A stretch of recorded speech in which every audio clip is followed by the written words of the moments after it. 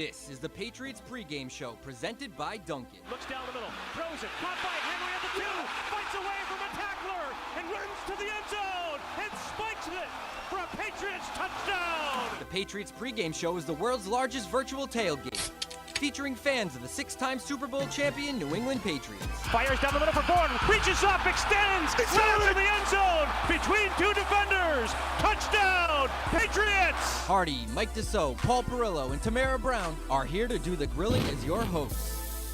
This week, the Patriots are home against the Buffalo Bills. James White cuts it under the right arm, cuts it upfield, driving forward, diving to the goal line! A touchdown! And a title for the Patriots! I can't believe it! Hardy, Mike Dussault, Paul Perillo, and Tamara Brown are here to get you ready for the game. It's football time, fellas. Let's get into it. Now, live from our studios inside Gillette Stadium, Patriots Nation, welcome to the Patriots Pregame Show presented by Dunkin.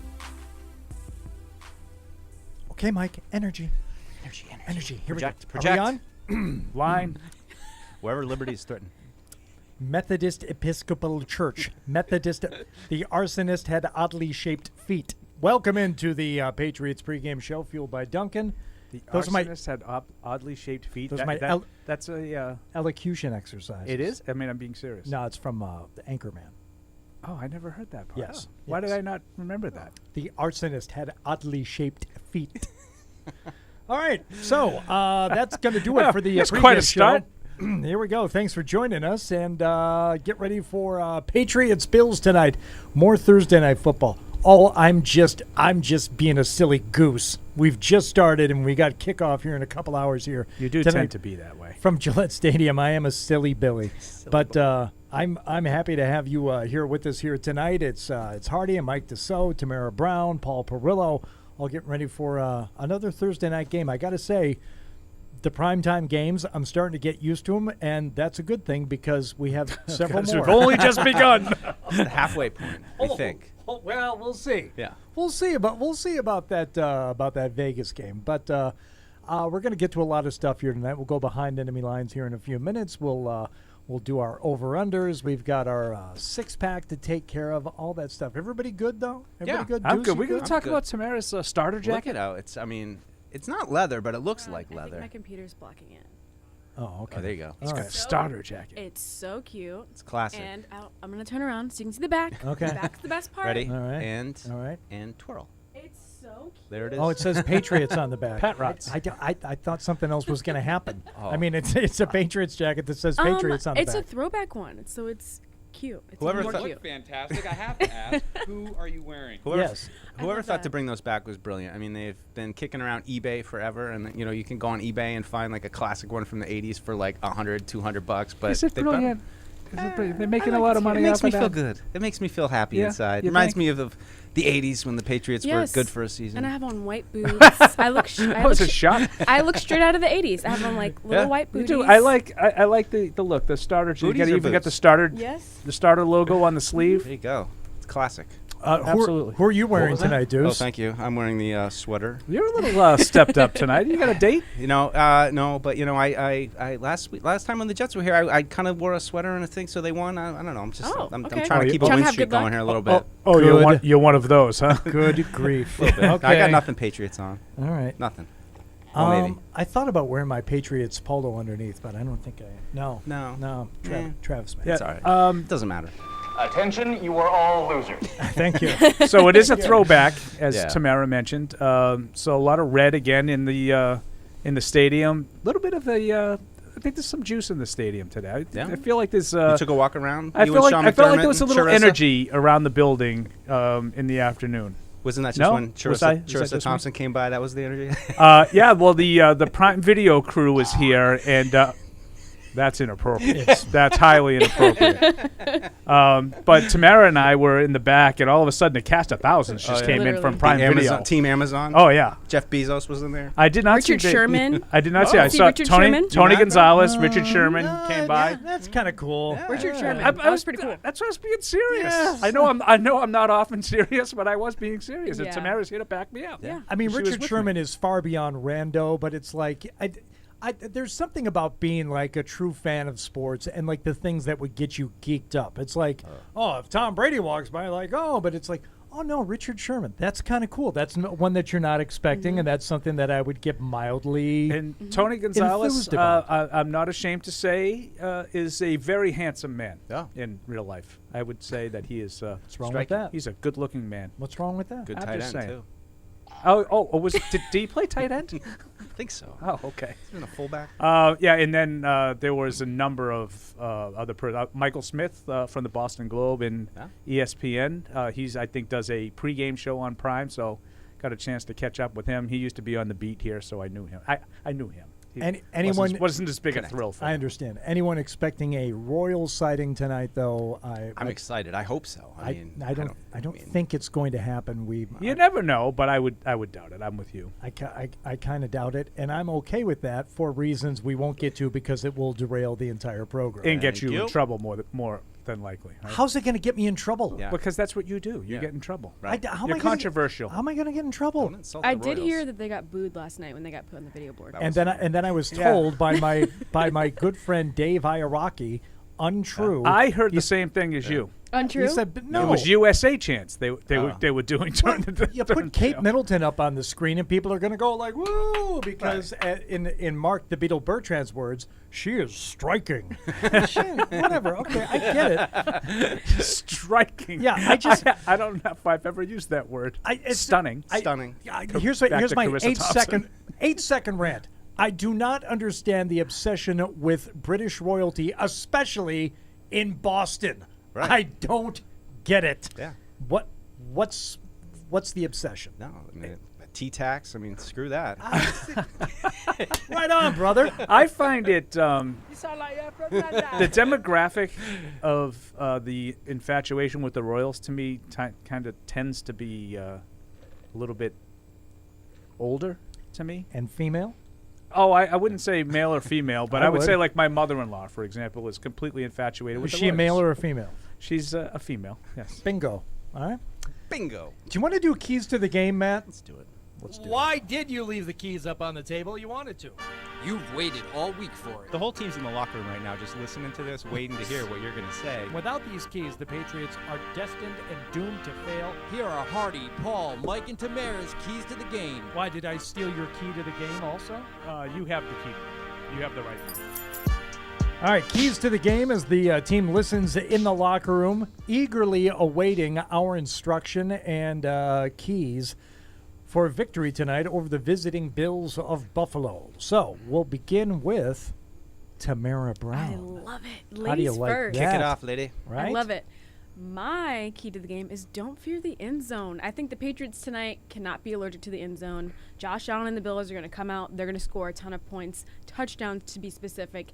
And I don't think this is a game where you can kick 5 field goals and win. 1, because it's the Bills and they're going to score touchdowns. 2, because it's kind of windy outside. So I don't think that today is going to be a very successful day for the field goal situation that the Patriots have been leaning on thus far. Yeah. Also, starting off with another first quarter touchdown would be great. That would be nice. Oh, well, yeah, now you're doubling greedy. down on keys. I've and got you're- 2 keys. You're not allowed to. That was We my don't have second anything key. for the rest of My us. key and a half. Key and a half. Dang ball.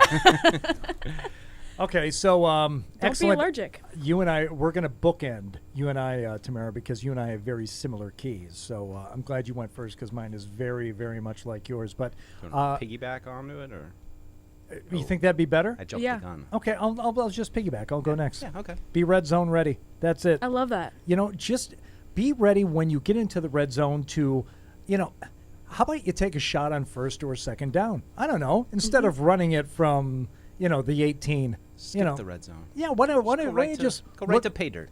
And for all the hand wringing and discussion we had about Hunter Henry's touchdown that wasn't a touchdown, you know what? Next time, run the route all the way into the end zone, and maybe you get behind your defender, and you got a better chance of coming down with the ball and actually scoring a touchdown there. Little things like that. Am I being a jerk? No, Is that mean? I don't, A little I don't bit. think Okay. so. A I little think bit. that Is that where he was supposed to be on that play, do you think?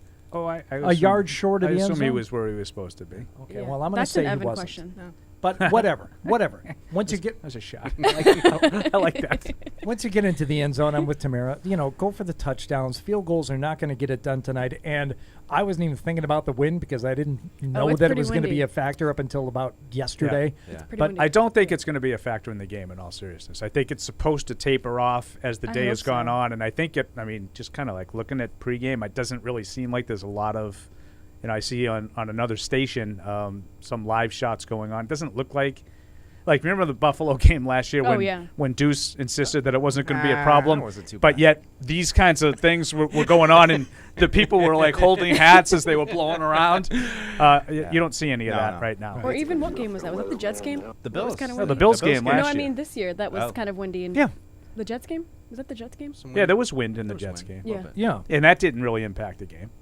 And it was which definitely one? windy that day. Which one was the one where See- Nick Folk missed Yeah, two Nick field Folk. goals? That was the that Jets was- game. That was the Okay. Jets game here this Sunday before Yeah. Thanksgiving. But to me, that game, I say it didn't seem that windy. Apparently down on the field, especially beforehand it was. And I think it did affect Nick Folk. I mean, Well, something it did. may have affected Nick Folk. I just don't think it really affected the game. Like I Okay. think Oh, both yeah, teams yeah. threw the ball. Yeah. I didn't think there were a lot of passes that got away. I According didn't to think there were a Zach lot Wilson, of it punts was that windy. were. Well, Zach Wilson just said he had a hard time, and then said they were having a hard Yeah. time, even though that Mac threw like 4 incomplete Right. passes in the whole game. Right. So Just to that was point Zach out, Wilson. Tristan Vizcaino promoted from the practice squad, so I don't know what Yeah. that means. Probably just Well, he'll kickoffs. kick off. He'll kick Yeah. off, but just for what it's worth. that would be good too. All right, Paul, you ready? I am ready. Did Mike go? No, you go. Okay. You go. You go. It says here in my notes, forced turnovers. I'm kind of in line with the way Hardy and Tamara spoke about the red zone and the importance of getting touchdowns. This is sort of from the other side. Buffalo's offense, unless you catch them on a really bad night, is going to score. So I think you need to steal some possessions today. And, I think Fred said they need to have 4 possessions where Buffalo doesn't score. Well, I don't think you're going to get, to expect 4 or 5 punts. So in order to make that happen, you got to find a way to take the ball away. Josh Allen's been a little sloppy with the ball. I think he has 7 picks in his last 5 games. They have a handful of fumbles mixed in. Hardy, find a way to take the ball away a couple times tonight. That'd be I know it's awesome. not a great way to live defensively where you can only live off the turnovers because I think they're so fickle. But I think tonight, if you want to pull off an upset, that's a good way to start. Yeah, would love to see it. And I would say maybe for conversation later on the show, you're talking about Josh Allen, the way he's been playing lately. It was a source of discussion this week as to whether or not you're getting the Bills at the right time. Yeah. And I think there's something. There's definitely a discussion to be had. What side we fall down on it. But let's face it, like you said, Josh Allen has not been that careful with the football lately. Yeah, So- and to me, getting him at the right time, and we could talk about this. We're not one, doing but- that now. Right, but I think it has as much to do with the spot that the Bills are in as opposed to the way they're playing. Gotcha. Yeah. Okay. Yeah. All right. Mike Dussault, Great. your key to the game. I'm going to go last. Hold on, Yes. then finish. I mean, I think it matches up well I do. without you guys It do. sounds so dirty. Hold on. Paul, why do you have to make it dirty? That's 3 times. Because that was dirty. I mean, if this were over the air, if this were like frequency modulation, Hold on. you would have had to dump him 3 times. Well, let me explain it. But I mean, I think everything you guys said is right. They're going to get some points. I think you just need to hang on during the game. I mean, Find a way to stay close Find a and way then- to and kind of then win hang it. in there and then do the thing that they haven't really been able to do, which is finish the game strong. Which speaks to Hardy and Tamara's points of getting into the red zone, scoring touchdowns in the end when it counts most. So I thought when you sent that to the group, I thought you meant hold on, keep the game close, Yeah. then finish the game. But you're talking about finishing in the red zone. well, too. same thing. Yeah. I mean, I'm a little more big picture. You were right the first time, I think. I mean, but I think that's finish in the red zone, finish the game, same thing. I mean, I just think this team overall doesn't really finish that well. Right? I was hoping you were going to go with "Hold On, I'm Coming" in terms of like the Sam and Dave song. But then Paul would lose his mind. Yeah, and I just did. We wouldn't be able to have a grown-up conversation. Hey, we're having some fun here, huh? It's great. We Pregame. are laughing. We are killing it. Tamara, This it's is our not. last pregame show. It's our very last one. Oh, Very last They're gonna one. send it. I just wanted to say too, real quick. Amy Dash is reporting. Antonio Brown is reportedly engaged in a standoff with police and has locked himself inside his home, refusing to turn himself in on active arrest warrant for alleged battery. Police negotiators are trying to reason with Brown using a megaphone. No comment. Yeah, so just Not a good, little, Bob. little bit of that. Antonio Brown drama continuing, and hopefully that all ends peacefully. Jeez, Wow. I don't think anybody saw that one coming. Wow. Oh, wait, everybody did. Yeah. Yikes. Yeah, I'm seeing that now too. So, Back to Patriots football. oh, yes. Hardy, I want She's to out. piggyback on what you said earlier, and I'm hoping that the Patriots are like less conservative today, especially in the red zone. Like, take a shot on first down. Like, see what happens. You know? Yeah, the conservative nature of I can't be a hypocrite because I haven't True. I haven't said anything really bad about the play calling this year. I think they've been calling plays that are pretty much suited to what this team is capable of doing. Until they get to the red zone, and I feel like they. Just a couple of times, and Yeah. you're right. First, second down, you get into the red zone, you got to take your shot. I think earlier, so that you don't realize, that's what's happening. And even sometimes when now they have to take a shot. No, we're still going to run it on 3rd and 13. Exactly. Well, then what are we doing? Maddie What are Glab. we doing? What? I haven't pulled her up yet. I'm really excited. Okay, I we're love going to her. talk with Maddie Glab, but I first love her. we got to have the whole, the whole hullabaloo about going behind You know enemy the lines. view from New England, We go behind enemy lines. but what about the view from the other side? And that's why you're our favorite pregame show guest Yeah. every year. You guys know you tell everybody that. Oh, yeah. I was on with you guys in 2018 Thursday Night Football. Yep. And I was told I was the favorite guest of the show. Nope. No. Time now to go behind enemy lines. My God, it's coming right for us. Yes, joining us now on the telephone because Maddie is doing her own program for a pregame for the Buffalo Bills. It is Maddie Glab, team reporter for the Bills at Mad Glab. Maddie, it's good to talk to you again. Thanks for coming on the Patriots Pregame Show. Happy to chat with you guys as well. Excited to be on to talk some Bills and Patriots ahead of this Thursday night game. When is your pregame show on? Because we're forced to do 2 hours. Sounds like you have less of a show to do. Oh, my gosh. We are on in about an hour, and our show is only about 25, 30 minutes long. So we go right before kick, and then I'll run over to our studio to watch the rest of the game. How's that? Is that awesome? Is it just the best gig ever? No, I don't want to get wrapped up on that. Deuce, go ahead. Hey, hey, Maddie. Oh, Tamara, you want to go? You're chomping at the bit. Hi, Maddie. Hi, Tamara. It's so good to talk to you. I know. I'm so excited. I wish you were here, though. Can you get me off this episode of the Kardashians, please? It's ladies' night, okay? Go It's ahead. ladies' night. Go Okay, ahead. Maddie. I wanted to talk defense. I know, obviously, these guys are probably going to ask more about Josh Allen, but defensively, obviously, with all the injuries, with Poyer, Milano, Edmonds, Rousseau, kind of what's your faith in the Bills' defense coming into this game with all the injuries that they've faced? Oh, can't forget Von Miller as well. Yeah, I mean, this team has faced a heck of a lot of injuries this season. It seems like every week a new guy is going down, and we put Von Miller on injured reserve this afternoon, so he won't be with us for the next 4 games at least. But there's some positivity here tonight because the Bills bring back A.J. Epinesa, Greg Rousseau, and Tremaine Edmonds, who have all missed a couple games. Tremaine Edmonds and Greg Rousseau have missed multiple games. And so with that, I believe we're getting some pressure on our defensive line back. And I think that's going to be important tonight as they face a Mac Jones who struggled against pressure in the last couple of games since Week 8. So I'm excited to see what the guys who have been injured can bring to the table tonight. And then you get Tre'Davious White, who played in his first game back from that ACL tear last week against the Lions on Thanksgiving, just a year removed from that ACL tear. And he got 15 snaps. So we'll see what his snap count is tonight. We know it's going to be more, so I'm excited to see what type of impact he can have on this game. And wondering if the Bills can make the Patriots one-dimensional. I think one big thing for them is going to be to take away Ramondre Stevenson right away, because you guys know he is such a threat to opponents. Hey, Maddie, just want to ask you about the sense of urgency with the Bills. Having lost the game to the Jets, a game to the Dolphins, it's a weird position to be 0-2 in the AFC East here as December starts. I know it's a lot of AFC East teams here down the road, but what's your sense of urgency for the team of needing to keep pace with the Dolphins, needing to keep pace with the Chiefs? you know, you're going to get the token one week at a time, one game at a time from this team whenever you ask those questions to them, which they were asked those questions quite a bit this week, starting 0-2 in the division. And now the next 3 weeks, they're going to face the Patriots, the Jets, and the Dolphins. So it's now or never for this team. The next 3 games for the Bills are so dang important in terms of division title hopes, in terms of AFC seeding and the playoffs. They have got to turn it on tonight against the Patriots, flip that switch. This offense hasn't been incredible like they were in the beginning of the season. I think everybody's kind of waiting and wanting this offense to wake up, which we'll see if that happens because they're without their left tackle, Deion Dawkins, tonight, and they get to go up against, you guys know him very well, Matthew Judon. What is the overall feeling around the team, Maddie?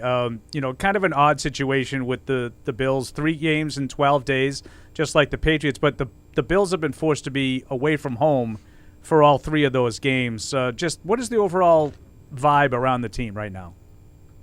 Yeah, I think exhaustion is a good word to put there because it seemed like so much the last 3 weeks, and this team has done such a great job with just taking it one day at a time and just getting through each game. I mean, for the Browns game to move to Detroit because of that snowstorm, and then they're back in Detroit for a second straight week for Thanksgiving, and then Thursday to Thursday.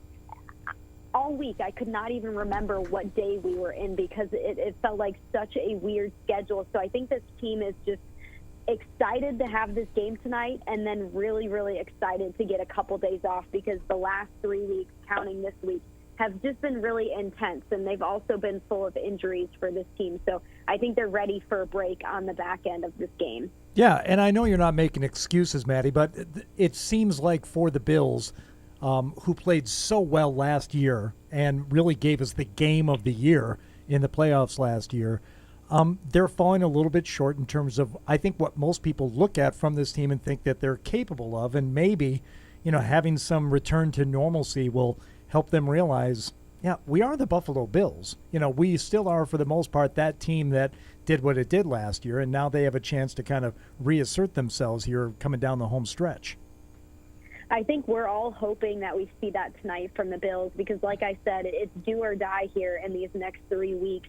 This team needs to wake up on offense. And before I came on, I heard you guys talking about red zone for the Patriots. Well, red zone has been an issue for the Bills as well.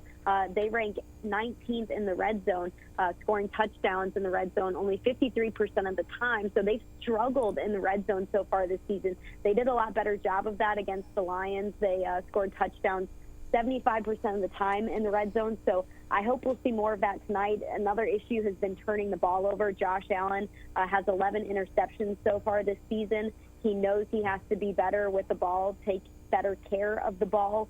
Those numbers have gone down a little bit over the last 2 weeks, so we need to see some consistency there in taking care of the football and then scoring touchdowns when you have an opportunity when you're inside the 20. Maddie, just one more simple one for you from me. What's the more concerning loss, not having Dawkins or not having Von Miller? That is really tough. I think tonight, because of the fact that they're going up against Matthew Judon, I'm going to say Deion Dawkins is a bigger loss. And couple that with that the Buffalo Bills are getting a couple players back in their front 7. So I expect them to be okay tonight without Von Miller, but that left tackle spot is going to be a big question mark for the Bills tonight, especially with the rate that the defensive line pressures the quarterback for the Patriots. I mean, you guys know how good that defense is. It's a top 5 defense. So I'll be really paying attention to the type of pressure that Josh Allen faces tonight and if he can win against that pressure. And with Allen, just real quick, Maddie, where do you feel he is physically right now? The elbow, I know he looked like he took a hit on the knee late in that Thanksgiving game. How is he physically right now?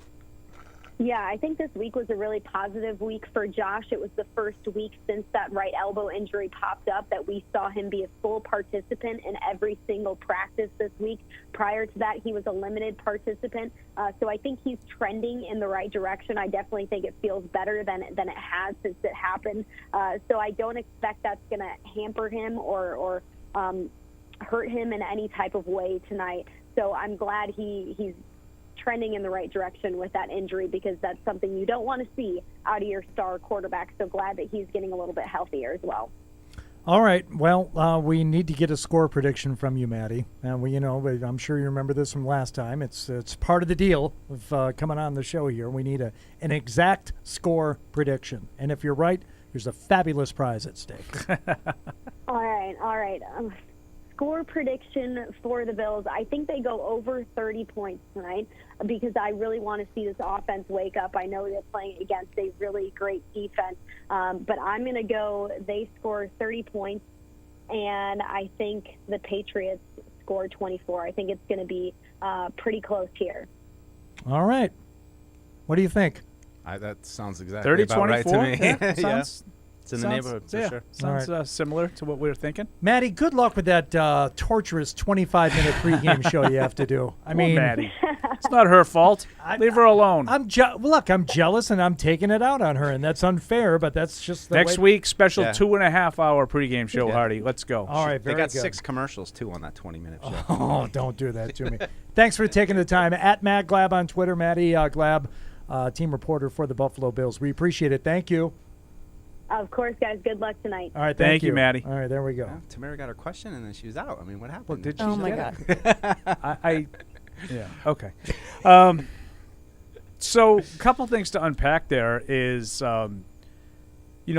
if you were sort of wondering if there were going to be any bulletin board material coming out of the other team's locker room, I would say that based on the way that Maddie sounded, she's heard a lot about Matthew Judon this week. Mm-hmm. She's heard a lot about the top 5 rated Patriots defense this week, which I think if you were around here, you would probably say there's a lot of questions about the Patriots defense coming off the Minnesota game, on the heels of the dominant performances against the likes of the Jets and the Colts. Yep. So they're not looking at the Patriots defense as paper tigers. They're looking at the Patriots defense as one of the best in football. So, if they were going to overlook you in some way, it doesn't sound like that was the message that came out of the Bills' locker room during the week. That's funny. It's just funny hearing someone else's perspective on a team. And I'm sure we do the same thing we would to do other the same teams thing. where you're pumping up something and then you're like, and then as the week goes on, the fans would tell you that they really haven't played anybody and they're frauds because that's what we do. Right.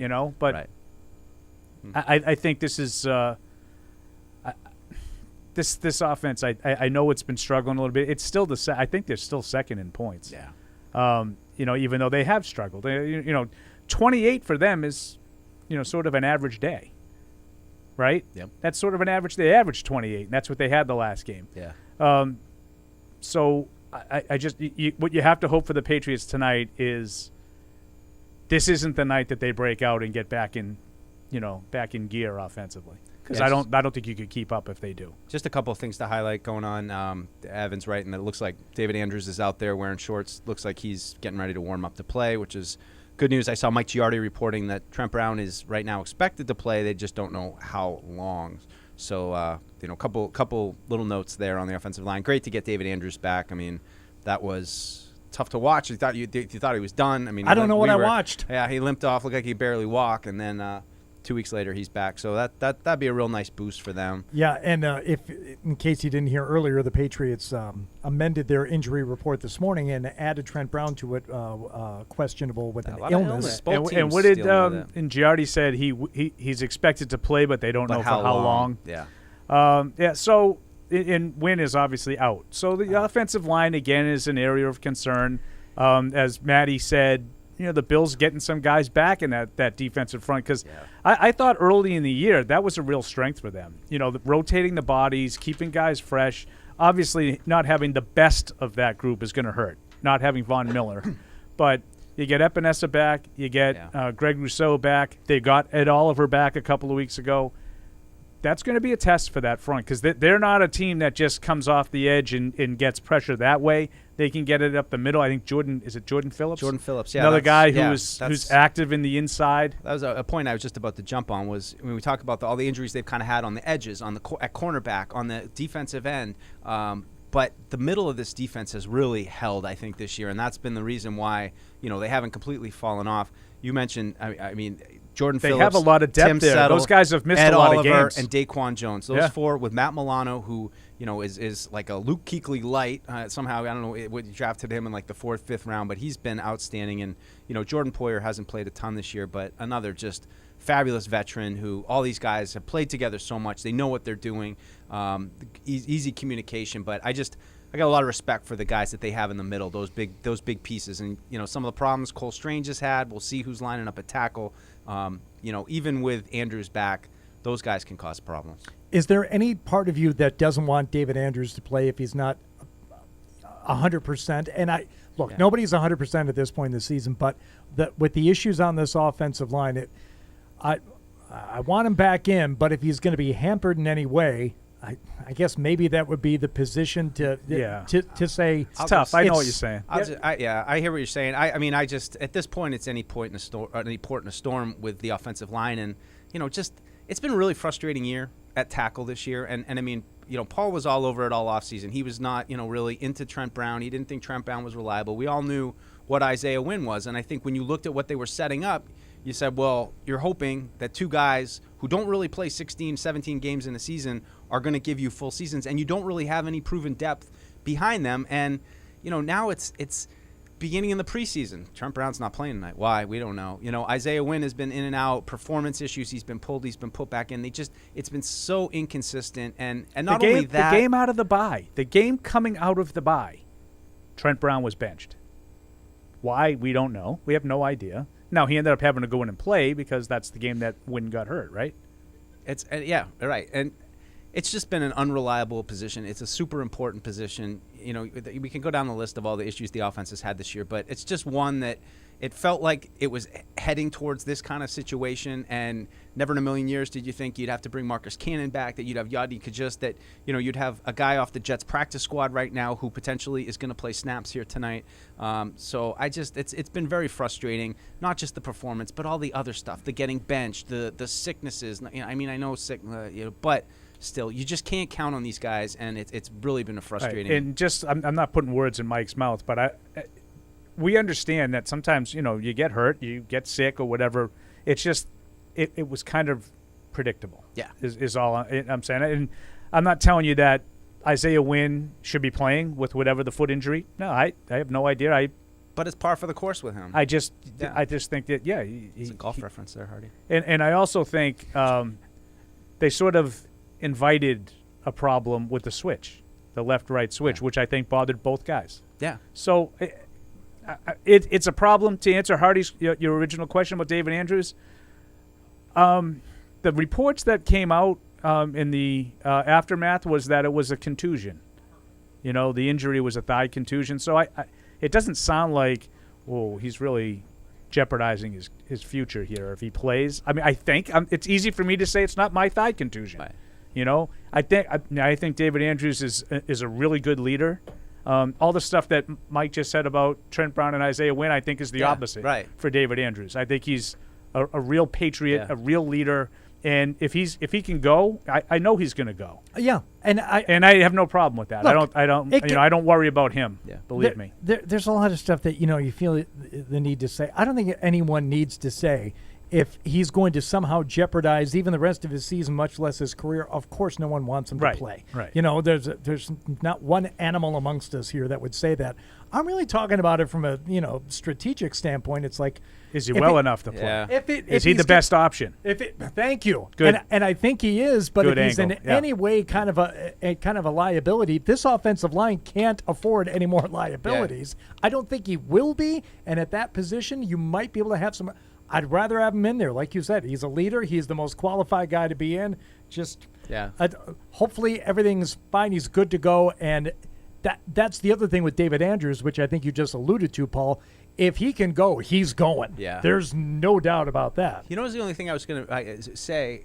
You remember Neely's injury on Ulf Samuelson, where it was kind of like, I don't remember exactly, but it was kind of similar. It was like a bruise, but then it became even more serious. Yeah, well, right? it was his knee, it was too. His knee. And that's you're right. That's what we were originally led to believe, that he was kind of like a Charlie horse. Right. Like and then it was like the muscle was starting to turn to bone. I just remember all this crazy stuff. I think it going led on. to a lot of other stuff. So, you're right. I mean, it could be a problem. But bruises gone bad.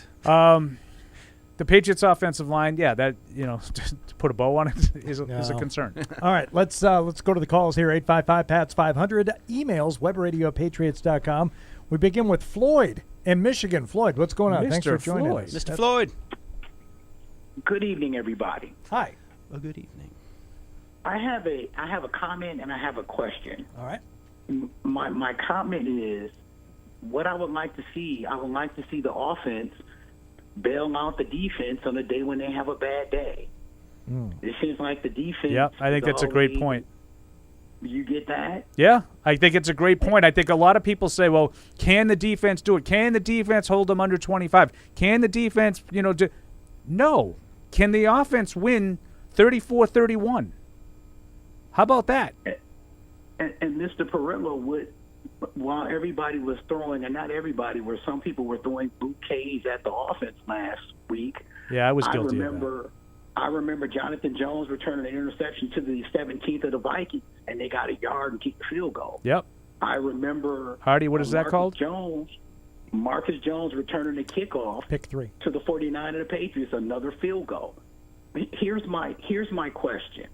So I've been looking at quarterbacks in college, and I've been looking at the Pittsburgh quarterback. He's actually been getting better. He has been getting better. The last 3 weeks, if we pay attention to I call him Mickey Mouse because he wears the 2 gloves, but it's like he's been getting better, and I want a play-making quarterback. My question is do the Patriots want a play-making quarterback? I say no, because they could have moved up a couple spots, 4 to get Justin Fields? When was Jalen Hurts drafted? 2nd round. They've had opportunities, but it doesn't seem like they want a quarterback that doesn't fit their offense. And it could be as simple as they don't want to pay a quarterback because he might not fit the budget. What do you think? Do the Patriots want a playmaking quarterback? And thank you. Well, if you were, I guess I'll go first. If you were guaranteed you were going to get a playmaking quarterback that could play to the level of, I don't know, Patrick Mahomes or Josh Allen or even Lamar Jackson, that's fine. The problem is a lot of playmaking quarterbacks, once they get to the NFL, don't end up making that many plays, and they're also susceptible to injury. No question. But I think it would actually help this offense because the offensive plan and the scheme seems to be, let's just say, wanting at times.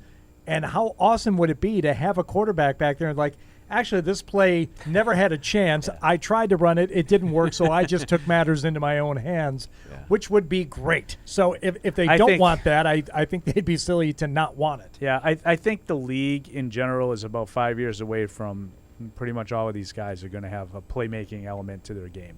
But here's the question and I don't have the answer, so I'd be a bad lawyer. I'm asking a question I don't have the answer to. Do you think that the Patriots, do you agree with Floyd that they're not really interested in that kind of a quarterback? Do you think if the Patriots had the option, let's say Mac Jones went 11 to Chicago and Justin Fields was available at 15, do you think they would have taken Fields? I don't think so. I mean, I think they would have. I think Mac's the kind of guy that they like. I mean, I think they want a ball distributor. They want somebody who's smart. Now, I say this saying I don't necessarily agree with the decision, but I just think Mac's their kind of guy, and I think he's here at least through next year. I think anybody trying to draft a quarterback this year is crazy. I think they like. This is crazy. I think they like him. This is crazy. This is crazy. I think he's their kind of guy. But I hear what everybody's saying with the athleticism of Fields is certainly appealing. Let's grab one more call before we break, if that's all right there, Maureen. We'll call. I also was going to say, too, with I don't know, I can't remember if Malik was still available or not, but I think that's just them not going for him from Liberty versus Bailey Zappi in the late round pick. Paul? Yep. He was available. He was a 3rd round pick, and Zappi went in the 4th. Mm-hmm. They could have gotten Malik Willis. Mm-hmm. Absolutely. Good point. Yeah. Pat in Agawam. What's going on, Pat? Then we wouldn't have Marcus Jones. Okay. Okay. All right. So I'll tell you what. Yeah, I'd like a playmaking quarterback. What can I say? What I'd like to see tonight is kind of like what Floyd said. Let's see the offense bail them out, but let's see Matt Cook. I mean, you got no Von Miller, so you don't have to worry about him coming in on either side and just destroying the play on 3rd and long. So I'd like to just see them open it up, have some fun. I mean, you got nothing to lose. I mean, you're not supposed to win this game anyway. Let's go out there and just freaking throw the ball down the field. And just a question for the panel: how do you see them defending Stephon Diggs this week. Do you think that they run out Jonathan Jones in the slot on McKenzie, or do you think they put possibly Marcus Jones on McKenzie and leave Jones and Jalen Mills on the outside? I think Jonathan Jones will take Diggs, but I think he'll have more help than they gave him last week to start with Jefferson. Yeah, I mean, just watching some of the game from last year, I think you got to think about something with Miles Bryant on McKenzie in the slot. Yeah. I don't know if they're ready to move to Marcus Jones, They but I know haven't allowed Marcus Jones to do a ton. he's fast. On He can defense. match guys in coverage. He's good. I do wonder, too, when they did have Marcus Jones out there on defense last time, he did end up getting hurt. Not saying that would happen again today, but it's like, do you value him more just to give him like a special teams role because you really need him as a returner, or do you let him go out tonight and play both? Yeah, I think it depends on how you feel about Miles Bryant and if he's progressing. And I would rather see Marcus Jones on Isaiah McKenzie, but I just don't think that will happen because we haven't seen enough Marcus Jones on defense. Just to throw him in there now. Like he gets scrap kind of reps here and there. I thought it was interesting. We'll catch some of warm-ups, but we're getting some early warm-ups here on the other TV, and Mac is just in a T-shirt. So I don't know. He's tough. He's tough. He's putting on his David Andrews vibe. After looking cold last year, he seems like he's it's just unbelievable how that stuff just gets so much they traction. Run wild with it. Yeah. What's the fact that he's out there in a T-shirt? Yeah. Well, I'm pointing it out because no, not you. You know like what I'm saying, The Twitter right? machine. Yeah. Yeah. Well, Pat, thanks for the call, buddy. I think if the purpose is to warm up, wouldn't it be easier if you stayed warm? Yeah. I don't know. Well, they're and I want to see you throw the ball in bad weather, not like look warm, look cold, look otherwise. Like I don't want to see you look good. I want to see you play good. Well, it was just a contrast to it. They showed him warming up for the playoff game, and he was bundled up with like a scuba thing. You could only see his eyes. I mean, I know it was colder and crazier in that game probably, but it just seems like Mac is trying to adjust to the cold a little bit. It is pretty interesting, too, because Marcus Jones actually, Mike, had on one of those in the Jets game. Yeah. He had on a full scuba. Yeah, and he went 84 with it. Everyone should wear scubas. Right? Yes. Everyone's going to be touchdown. We want to thank Bridgestone, the official tire of the New England Patriots. And Bridgestone tires are now on sale through December 10th. You know, it's December 1st, everybody. I don't know if you knew My that. birthday's in 24 days. Did I know that you were a Christmas baby? You didn't, but now you do. Oh, double blessing. Oh, my God. Who the hell cares? I do. I'm one of the last remaining male adults on this planet who cares about people's birthdays. Tiny little bit. On sale through December 10th at all Sullivan Tire locations. Visit sullivantire.com for a location near you. Company offers New England's leading schools and businesses technologically advanced and easy-to-use interactive displays, providing enhanced collaboration and improved student outcomes in the classroom, and an easy way to foster communication and teamwork in any business environment. Available in multiple sizes, TouchView also offers a built-in VC, allowing for easy use through video conference systems.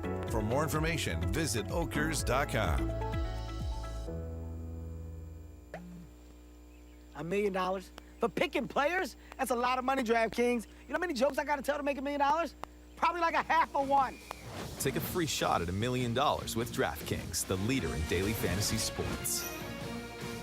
Verizon, the network America relies on, and the official 5G network of the New England Patriots. Get in on the action with DraftKings, the official daily fantasy partner of the New England Patriots. New customers can download the DraftKings app now and play free for millions in prizes using code PATS. That's code PATS, only at DraftKings. Minimum $5 deposit required. Eligibility restrictions apply. See DraftKings.com for details. When someone accidentally threw away the school play costumes, oh no! Replacements were shipped with FedEx. And with picture proof of delivery, everyone could focus on the perfect opening night. FedEx, where now meets next. For residential delivery only. There's no season better than football season. And there's no better place to get in on all of the action than with DraftKings, the official daily fantasy sports partner of the New England Patriots. To add to the thrill, DraftKings has millions of dollars in prizes up for grabs every week. So head to the app now and check it out. If you haven't tried it yet, fantasy football is easy to play. Just pick 9 players, stay under the salary cap, and pile up points for yards, touchdowns, receptions, and so much more. There's no better way to put your football knowledge to the test than to compete for a shot at $1 million in total prizes. Download the DraftKings app now and use promo code PATS to get a shot at millions of dollars in total prizes every week. That's promo code PATS to get a shot at millions of dollars in total prizes every week, only at DraftKings. Eligibility restrictions apply. See DraftKings.com for details. In sports, if you think joy only happens after you win, think again. Look at the world's most successful athletes like Serena Williams, Brooks Koepka, and Alex Morgan. They don't spend all their days grinding away. They take time to enjoy themselves, like getting together with friends over a Michelob Ultra, because they know that happiness is the key to winning, and that joy is the whole game, not just the end game. Michelob Ultra. 95 calories, 2.6 grams of carbs. It's only worth it if you enjoy it. Enjoy responsibly. AB Michelob Ultra Light Beer, St. Louis, Missouri. Patriot Place is the region's #1 shopping, dining, and entertainment destination. Shop your favorites, including Vineyard Vines, Express, Olympia Sports, Petco, and more. Enjoy dining at one of our 19 restaurants, including 6 String Grill and Stage, Scorpion Bar, and Bar Louie. And don't forget about the entertainment. Explore your inner artist at Muse Paint Bar, watch a movie at Showcase Cinema Deluxe, or grab a controller and start gaming at Helix Esports. For a complete directory listing, please visit patriot-place.com. Join the conversation by calling the Ace Ticket hotline at 855-PATS-500 or email the show at webradio@patriots.com. If Mac Jones has 400-yard celebration, you're an absolute caution. I mean, live from our studios inside Gillette Stadium, here's Hardy.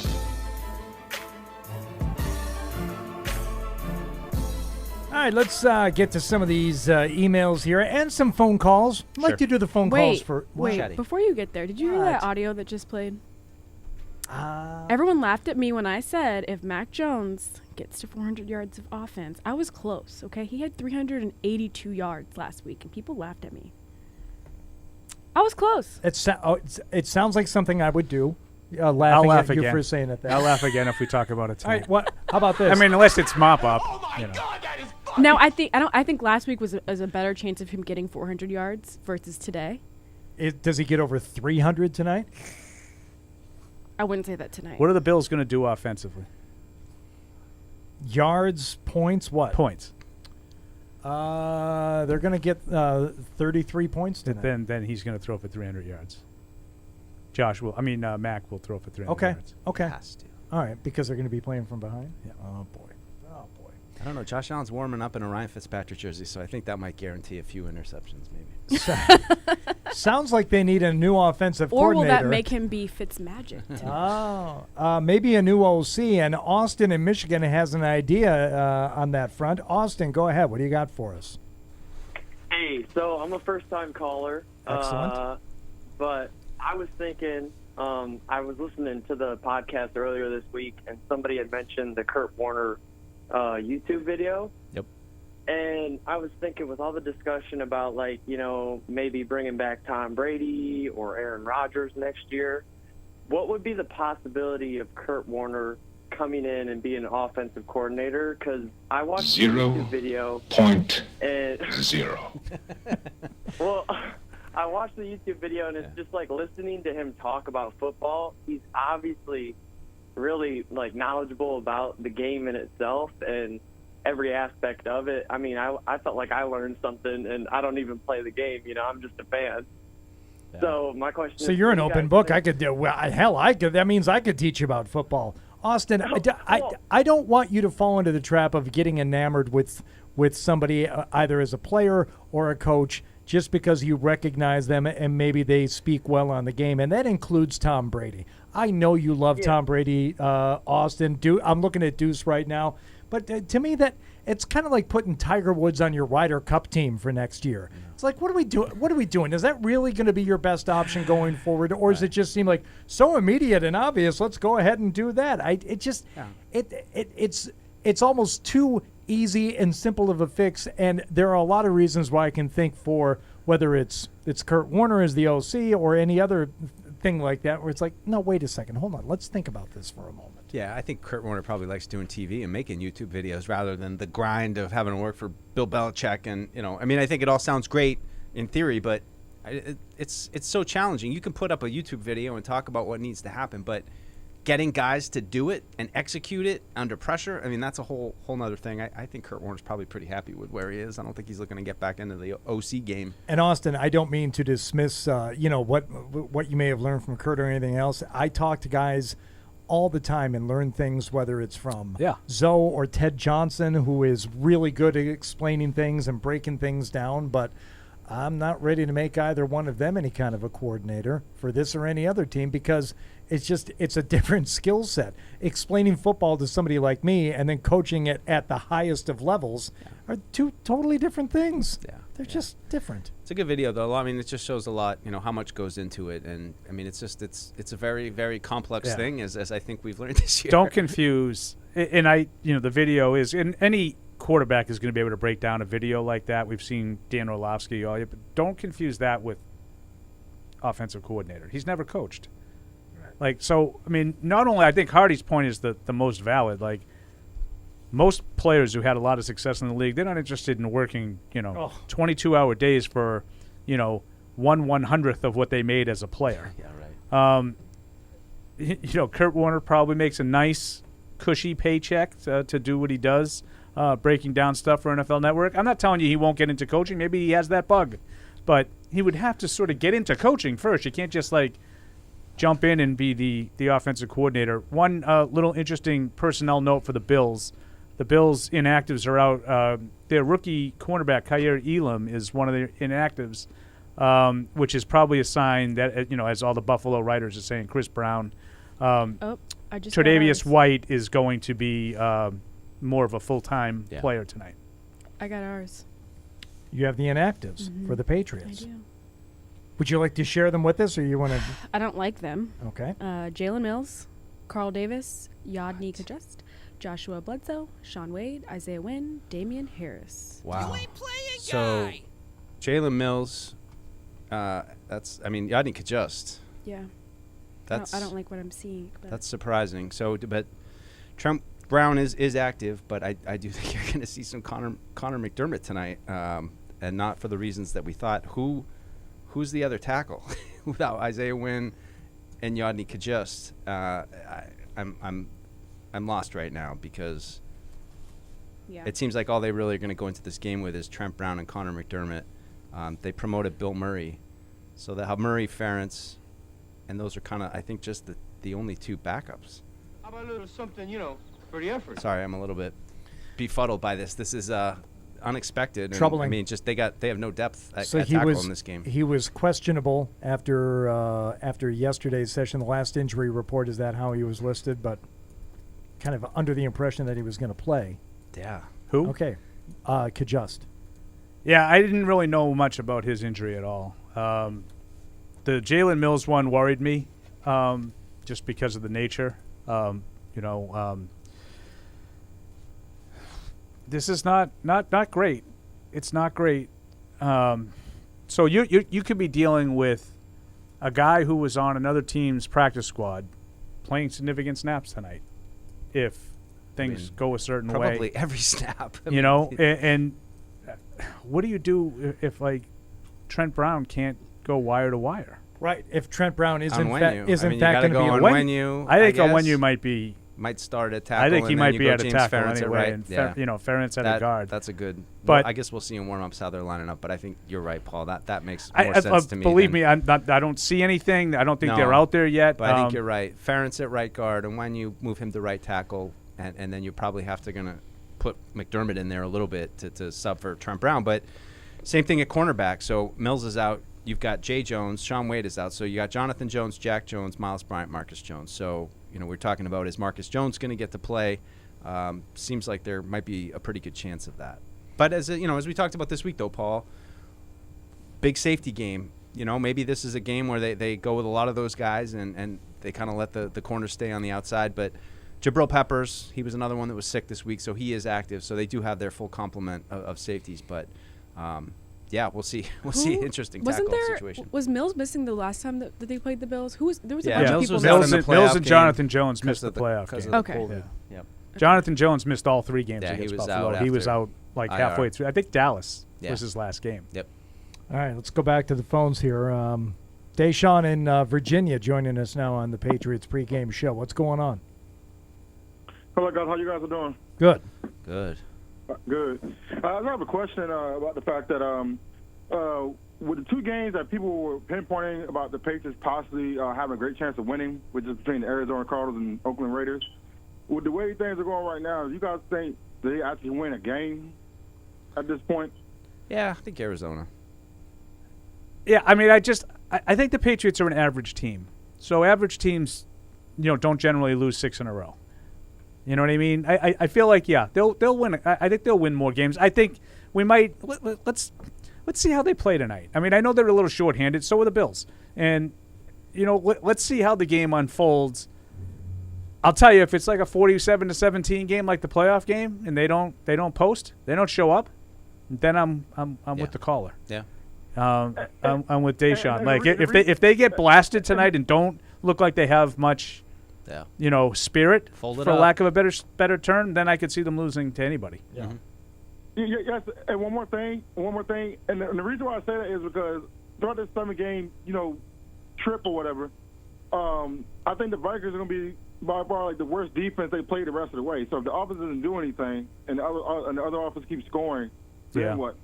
Yeah, I mean the Raiders are pretty bad too, but yeah, I get your point. I think Cincinnati's pretty good defensively. Yeah, it's not going to be a cakewalk. It's not going to be a cakewalk, and they're not really built to win that way. Right.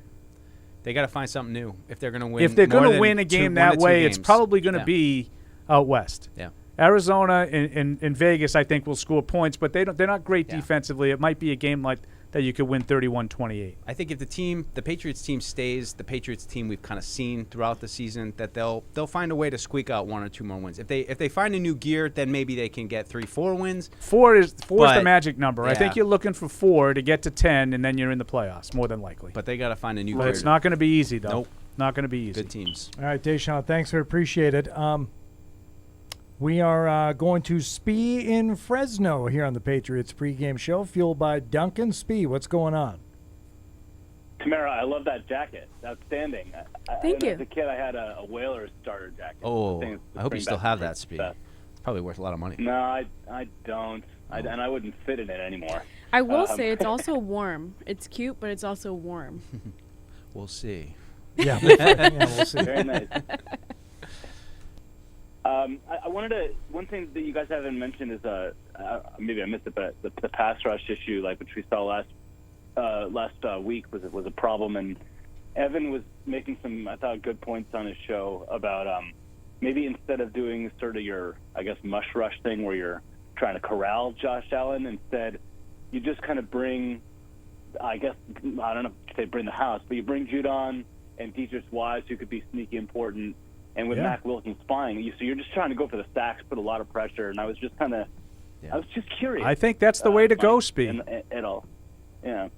I do. I think, there was some numbers out with Josh Allen, as great as he is. He hasn't been great under pressure. And I don't mean pressure of the game. I mean physical pass rush pressure. And the other way wasn't working. So try something different. Die with your boots on. I agree, especially with the arm. Yeah. The injury. So I went, kicking around in between watching Hardy's show today, which was, of course, wonderful. I watched, just some of the highlights from last year's games. But the thing that kept coming to me was Josh Allen. Like, you got to get him. Like, there's so many times in these last few games where they almost get him, and then he gets away and he makes a big play. You have to finish him. And, I like this idea of trying to go after him and get him. But if you go after him and you get him, you got to get him. Like, if he gets out, that's when he makes some of his best plays. The other piece of it, too, that's a little bit concerning to me is just Singletary. I don't think we talked about him enough. They don't really seem focused on running the ball. They just kind of wait for you to overplay the pass, and then all of a sudden they start hitting those little checkdowns with him. Just a team that knows what they are, what they do. I think he's just a tough piece to match up because you forget about him, and I worry about him tonight having some big plays. All right, Spee, appreciate it. I like that phrase about getting Josh Allen. It's the Bill Murray thing again from Ghostbusters. Get her. Just go get him. That was your whole plan? Get her? All right. Thanks. Shh. Do you smell something? That's The Rock. No, cooking? that's also Ghostbusters. but I believe that that wasn't Bill Murray. That was I don't remember who said it. They hate this. Yeah. It's Dr. Venkman. There's a lot of good ones. There's a lot of good stuff. We there. already did a little Lewis earlier, didn't we? There was some kind of Lewis. We did. Yes, have some. You're welcome to email the program here, too, webradio@patriots.com. Like Jay in Manchester, New Hampshire. Hey, Hardy, I know what a buffalo is. What is a bill?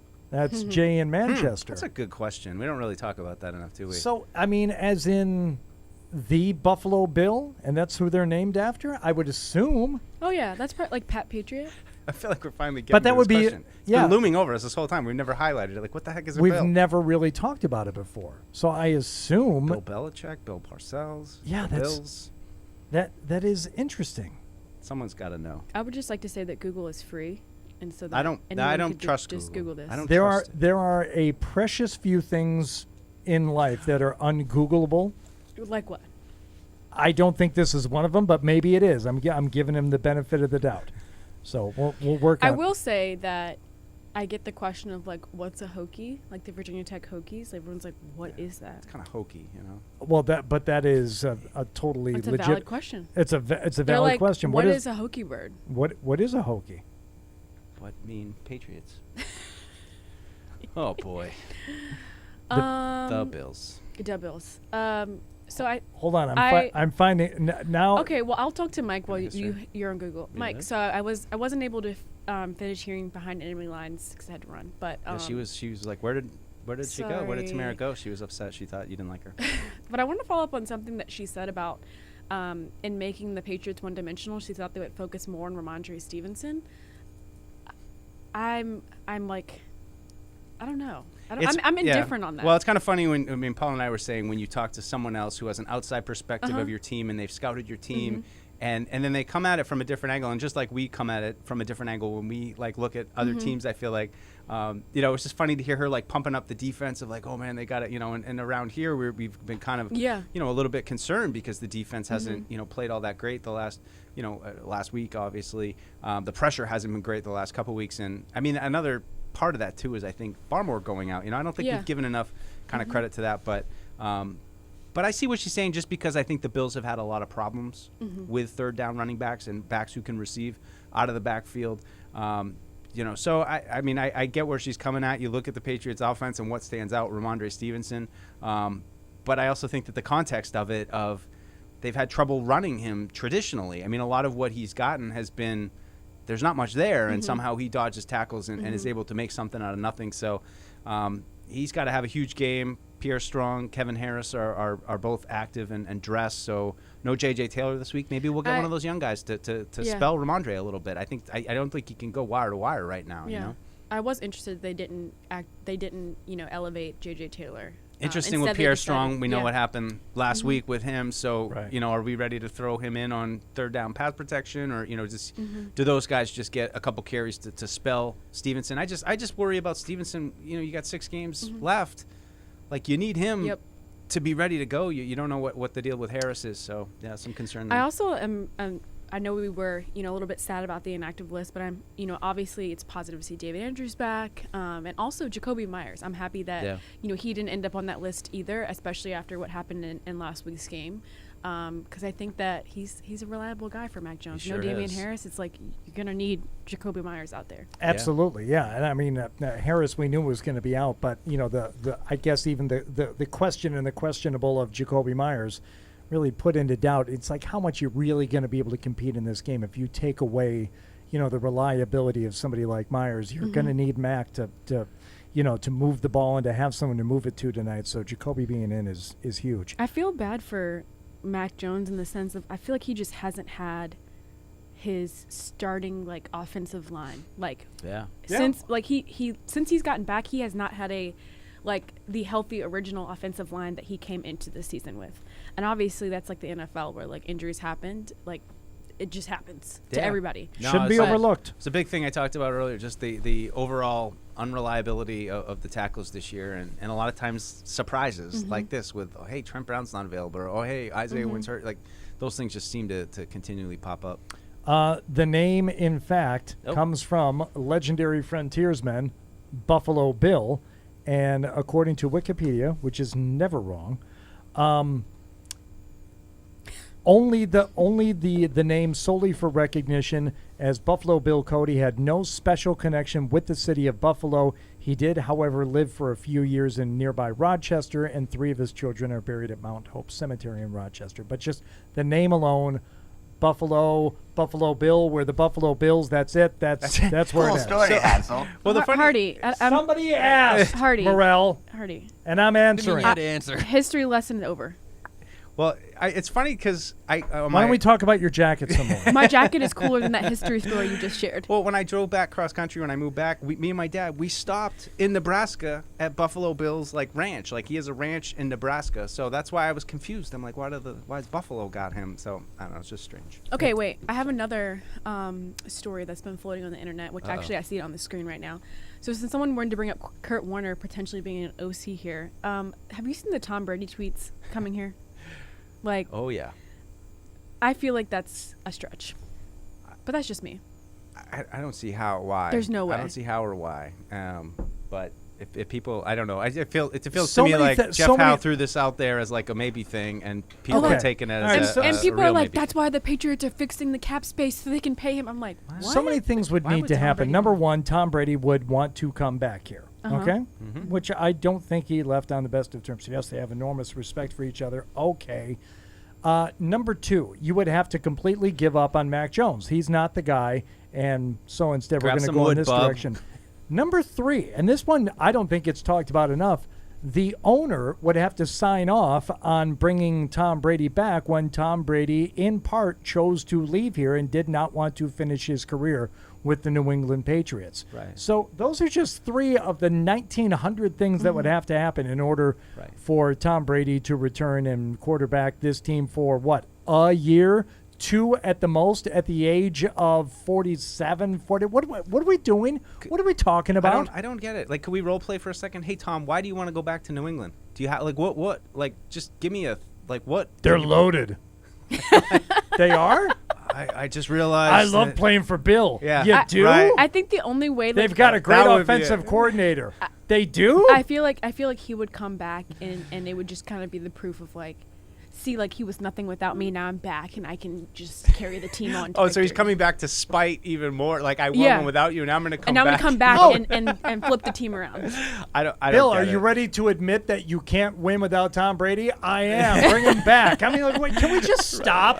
Can we stop? This seems ridiculous. Like I said earlier, I think Mac is the quarterback next year, no matter how this season ends. Everything else could possibly, change, be adjusted, but I don't think that's a change. Maybe after next year, you get through 3 years of Mac, that's where you got to make the decision. Are we going to pick up his 5th year option? Maybe if you get to that point, I could see maybe then that's a little bit more of an inflection point if you wanted to consider, hey, let's just go for it. Let's bring in Aaron Rodgers or Tom Brady or one of these old quarterbacks. But I can't see Brady coming back here until he's getting his red jacket in the Hall of Fame. That's the next time he'll be here, I think. Well, let's stay on the subject of Brady for a moment and speak with Brady in Canada. Huh? Tom? Tom? No, go ahead, Brady. What do you got for us? Hey, guys. Tommy, how are you this evening? Hi. Hey, Brady. Just had a question for you guys to chew over, more of a scheme game plan thing, and it might be more of an Evan question, but dealing with these dual threat quarterbacks like Josh Allen, I think taking him away tonight is obviously priority number one. And it seems like we fail every time we try to do this. We come up with the same game plan. And I was thinking back to, do you remember that Chargers-Ravens playoff game from 2018 where Anthony Lynn deployed 7 defensive backs? I don't think he used a single linebacker that entire game, and it totally shut down Lamar Jackson. He had to resort to throwing. It didn't work, and I thought it was brilliant. And I know Bill values size and strength in his linebackers above anything else, but at what point can we have some speed on defense? I know that Evan was talking about, Jabril and Devin tonight playing safeties down low, spying and stuff like that. Yeah. What do you guys think? Yeah, I mean it's tough. I mean, I would point out too, Adrian Phillips was a big part of that with the Chargers when they busted that out on the Ravens. Evan did talk about that this week of, could they go use all these safeties? I mean, I think we're all a little bit worried about Bentley and Tavai a little bit as the bigger linebackers, and when they get stuck trying to chase Singletary or trying to chase Josh Allen, it's not going well for the Patriots defense. So I don't know. I hear what you're saying. I mean, there's not a lot of easy answers though, because Josh Allen's so good, and it's no, if we can just do this, it'll work out for us. He's great.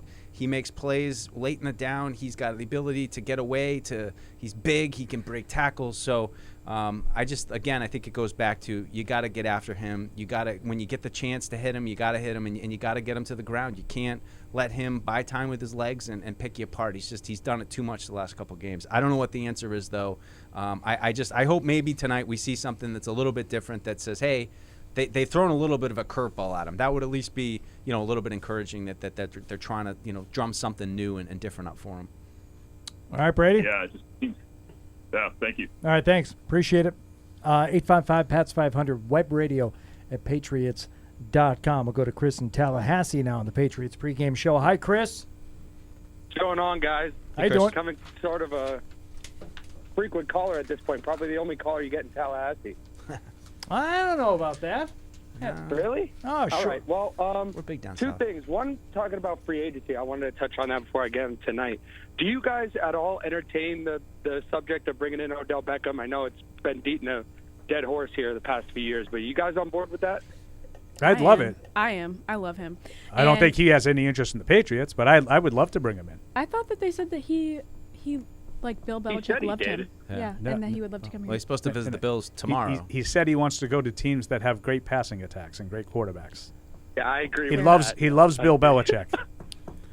I don't know. I mean, right. I get why everybody's saying that, but at the same time, like, we have these guys that you can't really figure out how to get the ball to them consistently. Like, why? What makes us think that we're going to bring Odell in and that's going to make it any different? Like, I'd love to. I mean, he's a great player. I wish that this offense could use him and use his skill set, but I just have no confidence that they could bring him in and that he would make any kind of difference. Promise me you'll bring that up on Tuesday. Oh, yeah? Yeah. So you're not in favor of the big dog receiver? Oh, no. I mean, generally I am, but at this point right now, I just feel like, what's the point for the last 5 games? He's going to come in here and catch I don't want to 6 sign him balls? for 5 games. I want to give him like a 3-year deal and let him be the big dog. Is he still the big dog?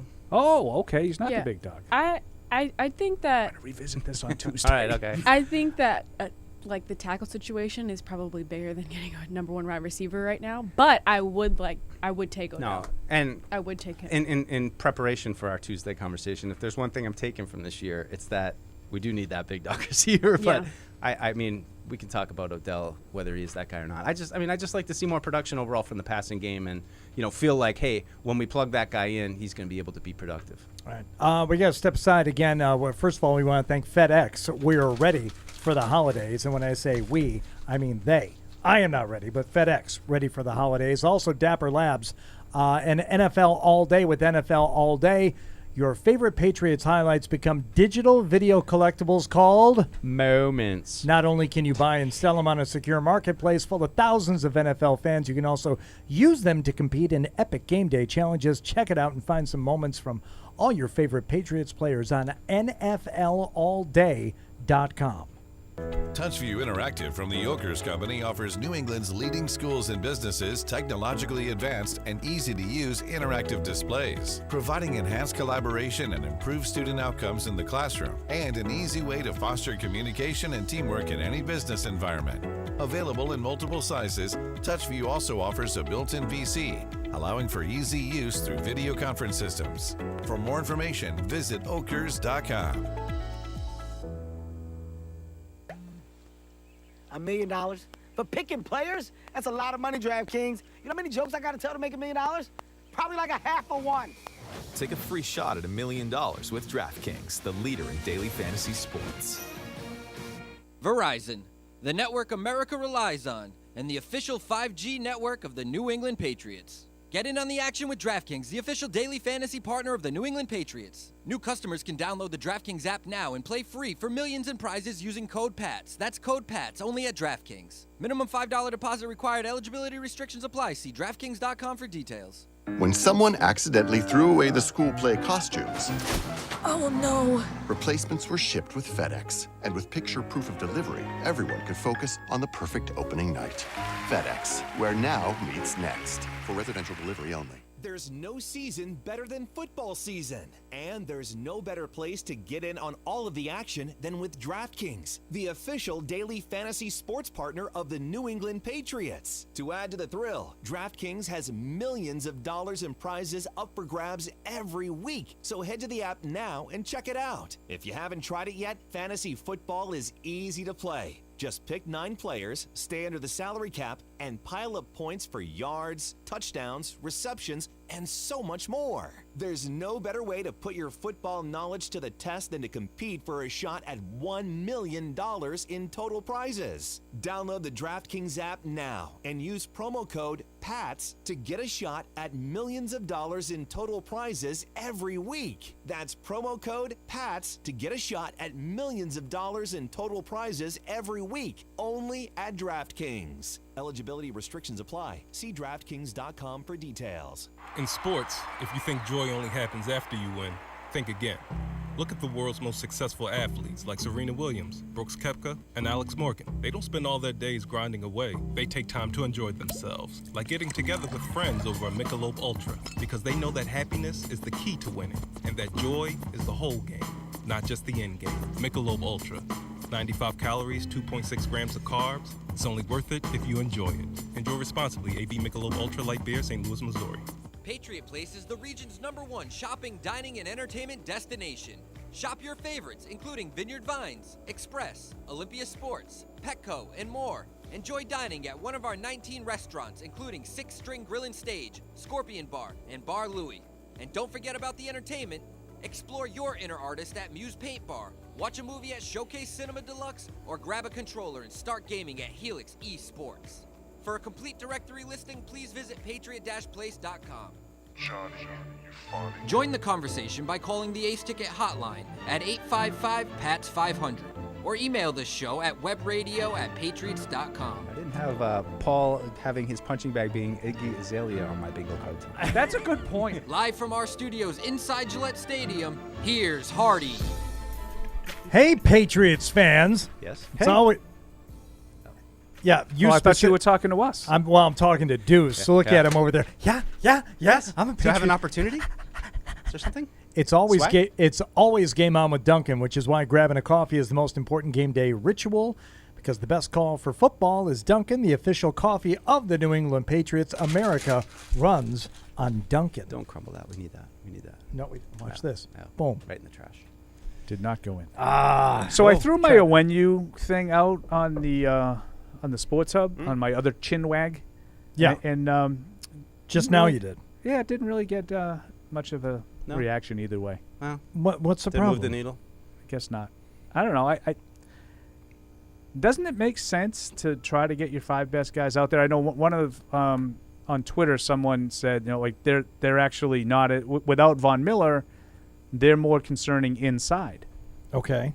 Than outside, which I could probably agree with that, but like I would still rather have Ferentz and Onwenu on the field than Onwenu and Connor McDermott. Right. Now it might be McDermott, who knows? And I think we might have to see McDermott anyway because I'm not sure you're going to go post to post with Trent Brown. It's not, as they say, not ideal. Not ideal.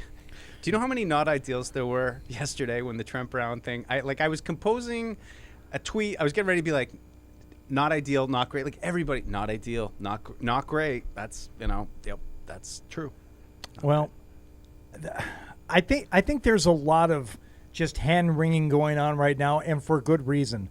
When you start talking about just the overall health of the offensive line right now, what things are going to look like tonight. I mean, it's one thing to talk about it in the abstract in the days leading up to the game, but when you look at the inactives and you think about, wait a second, what's going to happen out there tonight? Some people just don't even want to talk about it, Paul. I don't think it's a bad thing for you to float out there, a bad thing to bring up, but it's one of those things people just don't even want. I don't want to think about that. Oh, it's happening, sweetheart. You can not think about it all you want, but it's still going to happen. Yep.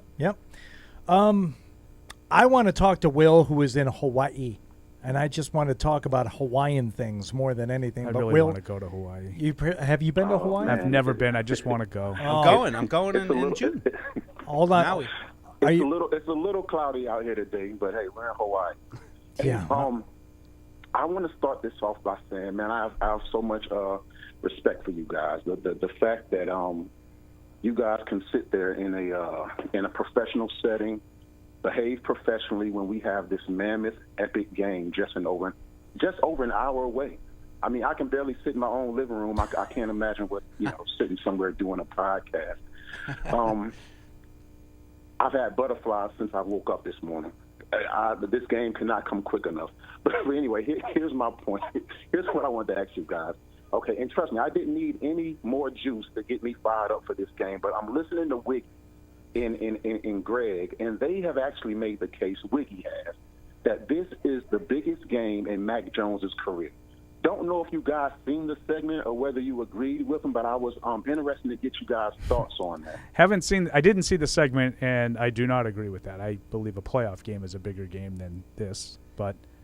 Well, his reasoning, and I agree with you until he started getting into his reasoning, is because basically, I feel like our season's on the line tonight.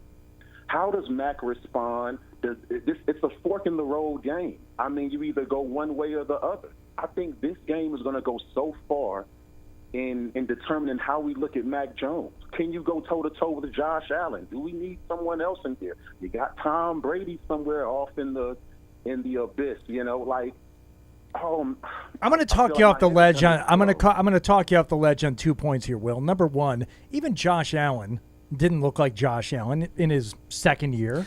No. So you don't have to worry about him looking like Josh Allen tonight. Number two, this is not the game that you look at as the Patriots, and I'm not circling wins for them. We talked about this in Zoe and Beetle. We circled games that they had to win, and this was not a game that they had to win. Well, and that's why I don't really look at it. I mean, I think that Mac Jones has a lot to gain. I think he has a lot to gain tonight. I think if he puts another really strong performance up offensively and he gets them over the hump and they score a lot of points and win a big game, I think he has a lot to gain. But I don't look at it as a closure of a book on Mac Jones if it doesn't go well. And that to me, like, biggest games of careers are like, crossroads games. I think he can go. I think he can play well and lose tonight, and I think most people expect him to lose tonight. Yeah. Right? I mean, although I am a little curious about the spread. That's kind of gone from 5 to 3.5, but I don't know. Well, maybe that for another time. My excitement.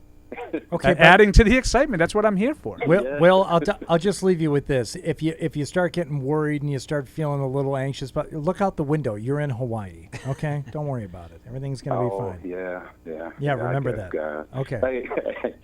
Hey, great show, guys. Thanks, Will. You guys keep it up. Bye. All right, thank you. Thanks, Will. I really want to go to Hawaii. Deuce is gonna look you up in June. That's right. Why don't you go with Deuce? Yeah, Morel said every time I say it, Matt just gets disgusted because he spent a lot of time in Hawaii and it's. I will go back to Afghanistan before I go back to Hawaii. What? Where? Who the what? I'm my mother. What? He's probably doing trainings for Marines. Yeah. Are you doing Marine trainings there, Matt? Did. I don't plan on doing anything strenuous in any way, shape, or form. It wasn't just the outrageous price of groceries. My roommate. Marine trainings were the best part of Hawaii. Oh. My roommate from college was a ROTC guy, and after he went out, he had to spend some time, and he got stationed in Hawaii. Loved it so much, stayed there for like another 8 years. I likes the smell of pineapple and hepatitis B. What can I say? Okay, well, let's not. He's in a bit of a mood. Oh, jeez. Wow, it's the primetime games. He's been here all day already. Right. It's a long day for Gets here too Marine early. Matt. All right, instead we'll go to Lucas in Taunton. Lucas, thanks for joining us on the Patriots Pregame Show. What's up? To bring up Fred and Mike's favorite point, what quarter do you think the Patriots will force the Bills to punt in? And also, will the crowd be aware and give them a raucous cheer for that? 1,000%. I'm going to say first quarter. I think it comes out. It's. So here's the thing: do you get a mock cheer tonight? Yes. On a punt. 100%. And I think that you only will get a mock cheer if the punt comes like after several scoring drives. But how do you know? How do you know it's a mock cheer if you can tell the difference. If you stop them on third down? No, but there's a roar for stopping him on third down, and there's a hey for stopping him on third down. I agree. There's a I difference. think if they stop him on the opening drive of the game, it's not going to be a mock cheer. It's going to be an eruption. The crowd's going to be into this game at the beginning of the game, and they're going to cheer wildly. But let's say it starts off touchdown, field goal, and then maybe you go into the third quarter, and all of a sudden you get a punt. You're going to get a mock cheer. It's going to happen. We're looking at warm-ups right now. Kevin Harris for the Patriots. Yeah. Don't get Kevin Harris looks like he's trimmed down a little since training camp. His thighs don't. No, Quadzilla. We still we haven't seen a lot of him, I don't really think, since the summer. You're going to see one of those guys. I mean, no J.J. Taylor tonight. I mean, you're probably going to get Pierre Strong and Kevin Harris. Let Pierre Strong get in there. They're both there. up, as the kids like to say tonight. Would you? I know Paul doesn't want to, but I know Deuce is dying to. You want to engage in any uniform talk just for a moment here, because I have to say, if there's any night worthy of a little uniform talk, it's a night like this. I was just going to say I like that they activated Tristan Vizcaino, who's number 14. So you get a 14 red jersey, a little bit of little Steve Grogan flavor there for the old school guys. But I don't know. Is he wearing the neck brace? No, I know that's the big. That's not doing anything for you. Oh, I love it. I mean, it reminds me of of being a kid when the Patriots stunk. Okay. No, I love these uniforms. They're toit. Before we get toit like Toigers. Very toit. Before we get to any more phone calls here, Paul, I believe you have something for us. I do. It's always this time of the show when we're watching the warm-ups, the pregame warm-ups on the field, and I get to my key data point presented by Demand Science. This is about Josh Allen. We were just talking about this a little while ago, and sort of which Josh Allen do you get? Hardy, you brought up the fact that even Josh Allen wasn't Josh Allen really in his second year. Took him into year 3 and beyond. So the numbers would bear that out against the Patriots, Mike, because in the first 4 games that Josh Allen went against New England, Josh Allen went 1-3 with 3 touchdowns and 6 interceptions for a passer rating of 57.8. Since then, against New England, he's 3-1 with 13 touchdowns, no interceptions, and a 122.5 passer rating. So clearly, the key data point presented by Demand Science would tell you that this is a much different guy that you're facing now than you did when he first got into the league. And I don't need that stat to tell me after watching him play the last couple times. Well, I needed it because I didn't believe it, so I needed the stat. Well, I mean, those are the numbers that bear it out. But I would also say, in defense of Josh Allen and Mike, I think I can't remember if you were here. Were you here the year that it might have been still Andy?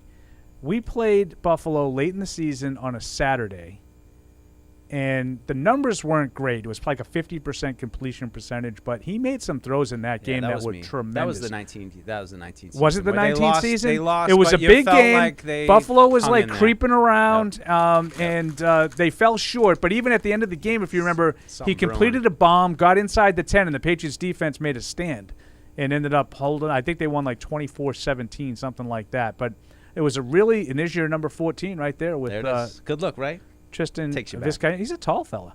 Vizcaino. It's funny how they look so much bigger on TV than when we're watching him in training camp when we're 8 miles up on the red level. He's been all around. I mean, he's been like on the team, off the team. It's just one of those like random, the life of a fringe NFL practice squatter. But I wonder if he'll do anything other than just kick off. It's a nice night for him. You want to do phone calls before we do the over-unders? All right, let's do that because I'm not going to keep Eldred in North Carolina hanging on any longer. Eldred, what's going on, my friend? How y'all doing, fellas? Good. Tonight. I'm like Will. I'm on pins and needles for this game. I'm just wondering. And Matt, I served in Hawaii too for 3 years, from 79 to 82.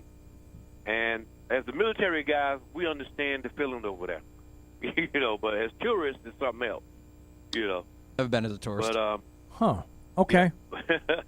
Yes, military is something else when you're military over there. But question.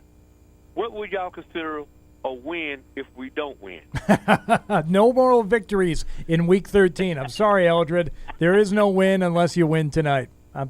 And part of that is based on the fact that Buffalo does not look unbeatable. They are on paper and by record a better team, but they can be beaten by teams that are not as good as them. We've seen it happen a couple of times already this season. So you're at home.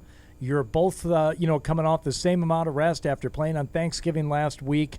You either win tonight or you don't. There are no moral victories, at least from where I sit. Yeah, Paul? I totally agree. Absolutely. At this point in the season, your playoff hopes hanging by a thread. You've seen what Josh Allen's done to them the last couple times. That we know the offense has had some positive things to take from that Vikings game. They've got to put it all together. The win's all that matters tonight. But Eldred, let's force a punt, and then we'll have a chat. Yeah. Okay. Yeah. I mean, if you're at, I mean, if is Barmore playing tonight? Nope. No, No, he's Barmore's on IR. He's out tonight and Okay. next week, and then he's eligible to return. All right. Okay. Okay. Well, thanks, fellas. I'm All right. ready for the game, and y'all have a good one. Thanks, you too, Eldred. Kevin in South Carolina also wants to back up what Eldred and Marie Matt say about Hawaii. Yes, what is it, Kevin? Hawaii is the worst. I didn't use the word I used talking to Maddie. I'm on air. Okay, all right. And you'll also have a Steve Grogan story? Oh, if you'll take one, boys, I'd still like to tell it. Oh, please. Well, I love it. Does it involve throwing In an the early interception? 90s. No. No, he was the John Was and the quarterback. No. In the early 90s, I got to be the bad boy for the Boston Gray Sox when they played my hometown, cops and firefighters. Steve Grogan was the single coolest guy I ever got to meet as a kid. I'm serious. He's a class act. Absolutely. Yeah. That's my whole comment, boys. Love the show. All right. Love Unfiltered. Love All Access. Everything you do makes me feel like I'm back home. Nice. Thank you a bunch, guys. Thank you so much. Thank you. Appreciate it. Thanks, Kevin. And he's right about Steve Grogan. And I had a lot of opportunities to interact with him. I would say probably during the first 10 years or so that I worked here. He was here a lot. Mm-hmm. And just absolutely tremendous. Great storyteller. Just a really down-to-earth, humble kind of guy. Really fun to be around. I love the combination of humility, the ability to tell stories, and toughness. And it's so rare that you get all three or even two of those in a tough guy. But Grogan, I mean, let's face it. I mean, him and Tip, they were the Patriots for me growing up. That Right. was, everything, which, oh, and here they come. Big Mac. And there they are, having the time of their lives. Your quarterbacks are taking the field here at Gillette Stadium. And here he is, having the time of his life. Michelle in South Carolina has the time of her life every day. She's never had a bad day, Michelle in South Carolina, except God. maybe the What day was you were her lost in the woods. What was her movie today? That cracked me up. I was gonna say, except when I got lost in the woods. Right. Other than that, and what movie did What you was your keep Kevin- bringing What up was today? your Kevin Bacon movie? I said, up in the air. No. Or something. The- What? it's Wait, what was it? the air up there? The air up there. Right. That's what is it again? The air up there. That's all. That's for all the people who don't get their Boston accent There it is. enough. Marty, Yeah, you're not supposed to make fun of me. No, what are you talking about, Michelle? I do it because I love. I right. love you too. All right. What do you got in the game? All right. Let's talk football. Yeah. Okay, so I think I agree with all of you saying I don't think the Bills this year are unbeatable like we all thought maybe at the beginning of the year. Sure. I think Josh has proven that he can throw interceptions actually at a easier pace this year than last year if you can throw different designs at him. I feel like if we can be a little bit more creative at hiding our blitzes, having a spy a little bit more than we have in the past games, I think we can confuse them. I think keeping them on third and short, whatever, SHORTS, that we'll be able to keep them on third down and punts if we can make sure that he's not running on third downs, because I think he averages 6 yards a game, maybe 5. I believe we need to keep the ball out of his hands on third down. Okay, so Michelle, I think we'll. I'm giving you fair warning. I'm going to hang up because we got a lot of show left to get in the last 30 minutes. Thanks for calling in. This is a good question for Josh Allen in particular. Do you think of him as a passer or a runner first for the Patriots defense tonight? Passer. Passer. You can't allow – I think Bill said it on Tuesday, I want to say. You can't just be standing around watching him throw the ball all over you. They're very dangerous when he gets in a rhythm. And he's certainly dangerous as a runner. And I'm curious to see how many times they send him on design runs tonight. I don't think that they've done that a lot lately. And I think it has to do with his health. I think that Detroit game, I didn't watch it wire to wire. I watched most of the second half, and I only remembered 2 designed runs, and they were the last 2 plays of the game.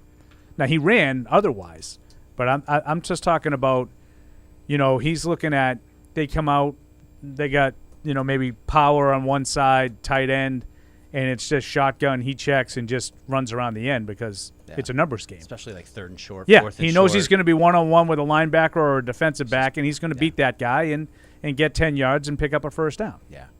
Yeah, it's a big problem. I mean, and they've got to look at what Lamar Jackson did, what Justin Fields did to this defense. I mean, they have problems with it, but like Paul said, it's you have to be willing to put your quarterback in harm's way. So there is a bit of a gamble on that. But I think he does, the late in the down stuff. That's what worries me. The 3rd and 4th yard, 4th downs, short yardage. That's just where he's an absolute nightmare to deal with. And I think going back to last year's games too, like they got the 3rd and long a lot, and they just couldn't get off the field. I mean, McKenzie killed them in that first game, or not the first post-win game. So it's just you get to those situations. The Patriots, they got to get off the field tonight. Like it's just so critical. And that's been the thing that's sticking out about the Bills' offense lately is they have struggled in short yardage. They've struggled, and I think Maddie mentioned their red zone struggles. Although she don't know from red zone struggles. You don't even know. She's talking about 53%. The Patriots would kill for that. That was cute. But they have had trouble. This is a team that doesn't generally line up and tell you we're going to run the ball between the tackles. And they don't have a lot of success doing that. So I think I think what Josh Allen likes to do is maybe he picks his spots in situations like that, and I think he looks at different games in different ways. My guess is he'll look at a game like tonight as a game that they need those, and he'll take him on his own shoulders. We saw him do that last year in that game the day after Christmas. He had at least 3 really, really impressive runs that he converted first downs. All right, it is time for the over-unders. Let's do it. And here It's time for this week's edition of Over-Unders. You're over me? When were you under me? Things are getting interesting in the over-under season-long race. They are. I am choking. Marine, what happened last week? What's the overall standing? Hardy and Mike 4-2, Paul 3-3 last week. On the season, Mike 36-30, Paul 36-30, Hardy 35-31. Wow! That's, wow! That's close. Right? The only way it gets closer if I were one pick better. What happens tonight? Let's find out. Let's do it. Mac Jones passing touchdowns, 1.5. We begin with Mike Deuce.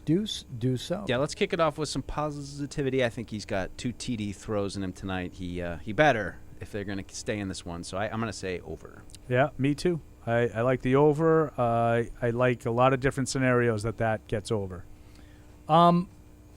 I am just playing this, and I don't want to be accused of, just being the contrarian here to try and gain some ground here. You can pick whatever you want. Hardy. Okay. You're a big boy. I'm gonna try and be consistent here. That offensive line scares me tonight. I'm going under. Ramondre Stevenson rushing yards, 61.5. Paul, we start with you. Okay, I am going to go under that number tonight.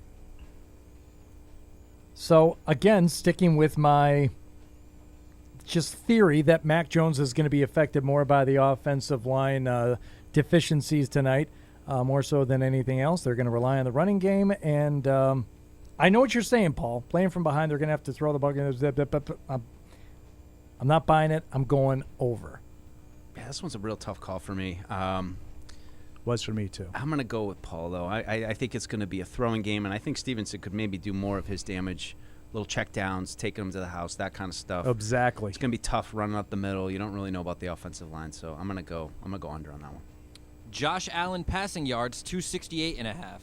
Yes, I am going over on Josh Allen throwing. I think Josh Allen has a close to 300-yard game in him tonight pretty easily. Yeah, that would be a special night. Hold him under that. I think he goes over. Yeah, I'm with you. I'm not going to pull the Hardy and just be the contrarian. I thought you said I could pick whatever I want. You're a big boy. You can pick whatever you want. He knows. No. He knows what he said.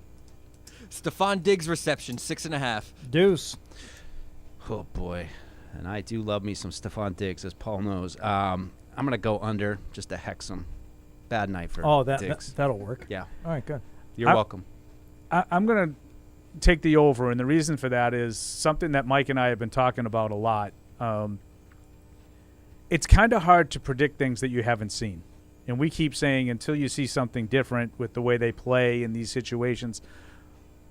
Last week, I did not expect Justin Jefferson to dominate the game. I felt like he did. Others didn't. I don't see – I mean, unless something changes, I don't see it going under 6.5. Right. I mean, is it reasonable to think that Stephon Diggs gets 7 catches tonight? Yeah. Yeah, me too. So I'm going over. I think he could get 7 catches for 80 yards, and you could consider it a great day for the secondary. Yeah, right, exactly. It doesn't have to – that's not a negative Patriots pick. It's really not. Passing TD totals, Josh Allen and Mac Jones combined, 3.5. That's interesting. Wow. A little bit of a wrinkle. Mm-hmm. I'm going to take the over. I already said that I think Mac Jones is going to have 2. I mean, it's just 2 for Josh Allen. They're working together. Take the over. They're working together on this. Little synergy. Yeah. Yeah, I mean, all it has to be is 2-2 or maybe 3-1, 3 for Josh and 1 for Mac. I'll go over with you on that, Paul. Yeah, I'm over too. And the total score, 43.5. I am going over on this. And I'll get to my score prediction for the game, but I am over 43.5. Deuce? Yeah, I think I'm going to go over too, and I hope a good chunk of those are from the Patriots, but I think we can count on the Bills for at least 30. Yeah, I'm with you guys. I have the over tonight, and I haven't taken too many overs for the Patriots this year. But I have one tonight. There we go. All right, so blood will be drawn on 3 of the 6 over-unders. That's all we know right now. We're only in agreement on 3 of them. So, all right, there we go. Thank you very much. Well done. Well done, everybody. We need to step aside one more time. We're going to thank Dom's, the official steak tip of the New England Patriots. Dom and ate the grill this season with the Tailgate Box subscription. Go to domsausage.com, choose your plan, get a curated box filled of quality meats delivered to your doorstep, ready to grill for the game. You will be the MVP of the tailgate season.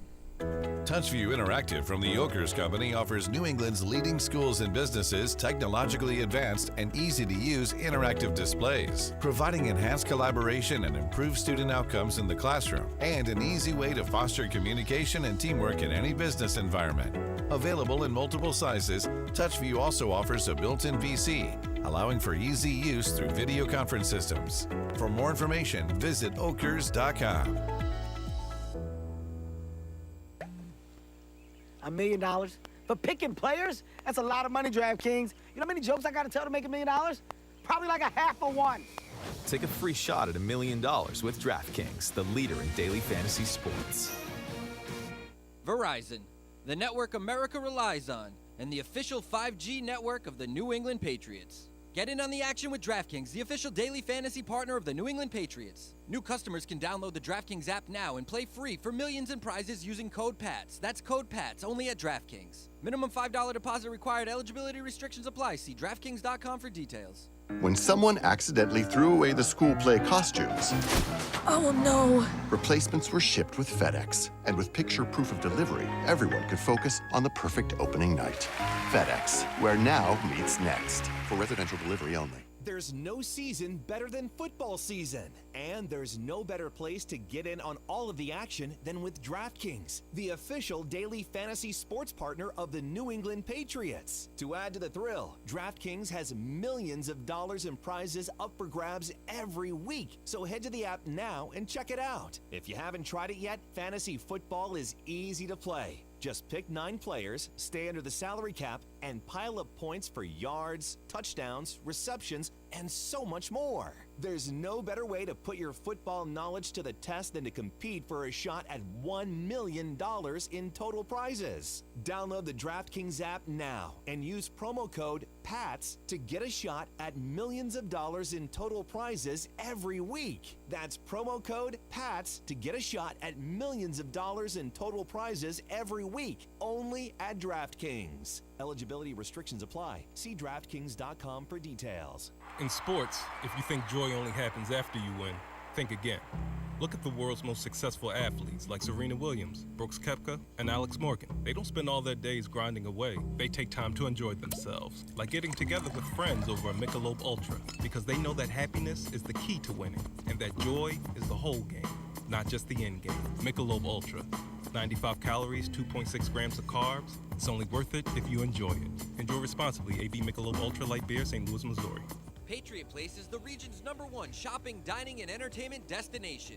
Shop your favorites, including Vineyard Vines, Express, Olympia Sports, Petco, and more. Enjoy dining at one of our 19 restaurants, including 6 String Grill and Stage, Scorpion Bar, and Bar Louie. And don't forget about the entertainment. Explore your inner artist at Muse Paint Bar. Watch a movie at Showcase Cinema Deluxe, or grab a controller and start gaming at Helix Esports. For a complete directory listing, please visit patriot-place.com. Johnny, you funny. Join the conversation by calling the Ace Ticket hotline at 855-PATS-500 or email the show at webradio@patriots.com. Happy Turkey Day, you bitch. Live from our studios inside Gillette Stadium, here's Hardy. I don't think you can play that out of context like that. Who are you talking to? Welcome back to the Patriots Pregame Show. We want to thank the Massachusetts Office of Travel and Tourism. I'm sure they're proud at this time. Great memories are made in Massachusetts, no matter how you choose to make them, indoors or outdoors, scenic views or city vibes, solo or family style, whatever moves you, whatever the season, plan your perfect Massachusetts getaway at visitma.com. Let us go to Melvin in Tennessee and talk some Patriots here with our friend Melvin. What's going on, buddy? What's up, y'all? What's going on? Hey, Mel. Hey, quickly, I'm sure people have talked about this already, but like Josh Allen, his ability to throw and then his running is obviously really hard to defend. And he's not one of the ones that'll scramble and try to get out like 10 yards, something like that. He'll go down the field and try to hurt you. Yeah. So somebody's got to, hit him. Somebody's got to eventually make him pay for that. I know those defensive backs probably with a 250-pound guy running at you like that, you probably want to get out of the way, but eventually they have to be thinking about that to get in his way and hit him, because if not, if he gets comfortable back there, he can just do so much damage. So I would hope the Patriots had something aligned with that. He's giving them a lot of trouble for a year. I mean, I've never seen somebody play somebody this many times, and it still feel like we're truly guessing and throwing darts at how to defend him, really. So I think he's hard, and I think that if they can get to him and hit him, that Mike can have a chance. I don't think they will, honestly. I think it'll be 27, probably 17 Bills, but they got to get in his way. If not, it's going to be a long night. It's a good question, Melvin. We've seen quarterbacks in the league before have, multiple ways of hurting you and been able to run the ball and seemingly don't get hurt. But have you seen this with the Patriots? With somebody they've had to play twice a year? I mean, if so, who was it? Yeah. I can't give you one. They got to figure it out. I know it. Evan was kind of talking about sticking Jabril Peppers on him. Jabril Peppers likes a little bit of extra business, a little bit of, almost not Rodney Harrison-esque, but a little bit of that, like, I felt a little late. Felt a little excessive. Yeah, absolutely. Just stick him on it. Let's give him 15 more yards 2 or 3 times during the game tonight. But you give him something to think about, Yeah. Hey, Melvin, thanks for stick in his ribs. Let him know you're there. That's right. Thanks all over him. Thanks for the call, Melvin. Appreciate it. He doesn't feel great. Yeah, I see Bedard now saying McDermott's getting some left tackle snaps. So for those who aren't glued to Twitter right now, they're just moving everybody. Yeah, over James Ferentz has played some left tackle. Mark Daniels saying seen on Wenyu and Strange take some reps at tackle. So it's going to be an offensive line potpourri night. We don't know who's playing where or for how long or what, but hopefully they all do a good job and keep these Bills off of Mac Jones. How about the other side of the ball? Jarrell in Boston wants to know, what is the weakest matchup we see tonight in terms of Pat's defense to the Bills' offense? Well, I mean, right now I would talk a little bit about Gabe Davis on Jack Jones, who looks like Jack Jones is probably going to start with Mills out. We talked a lot about maybe Marcus Jones or Miles Bryant there in the slot against Isaiah McKenzie, but I think not a huge year yet for Gabe Davis, but I still think he's a really dangerous player. And if Jack Jones is going for an interception, that could be 6 going the other way with the speed that Davis has. Yeah, and I just wonder.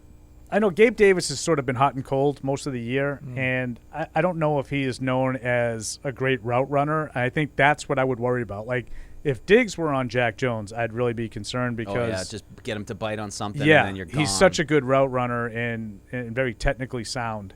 Whereas I think Gabe Davis is kind of like a big play threat, and maybe Jack Jones can come away. Maybe he sticks with him. Sticks with him and comes up with one of those turnovers that I think they need. Here's something that you two can answer because my level of interest in this is so far down the chart. This is from Alan in South Carolina, and I appreciate the email, Alan. But after Braxton Berrios' recognition on special teams, do you think Marcus Jones has earned a spot in the conversation for Pro Bowl / All-Pro special teams in his rookie year?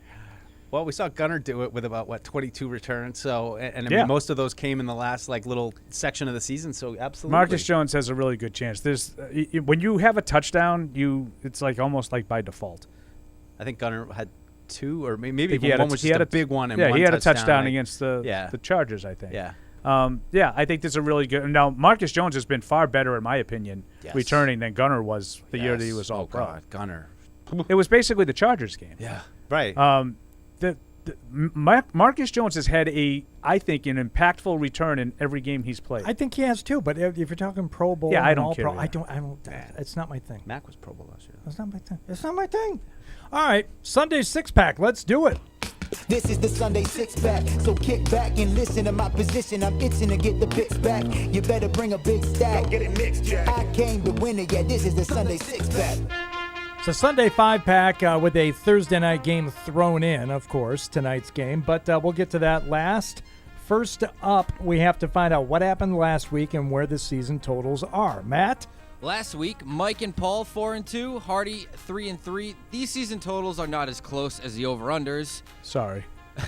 Paul 37-23, Mike 30-30, Hardy 27-33. Smug Paul is my least favorite Paul. Oh, he loves leading. Is there another kind? I was just going to say, and it's so common. It's insufferable. It's really. Can I have my moment? This is the one year that I'm actually picking these games with a reasonable degree of success. And I have to Can I have my moment? I have to say, Sheepish Paul is not my favorite either because I don't believe it. No, I don't either. I don't really pull that off. No. Where's Sheepish Paul? What's that? No, it's rare and it's inauthentic. It's distasteful. All right, what do we got, Matt? Sunday at 1, the 7-4 New York Jets at the 9-2 Minnesota Vikings. Minnesota -3.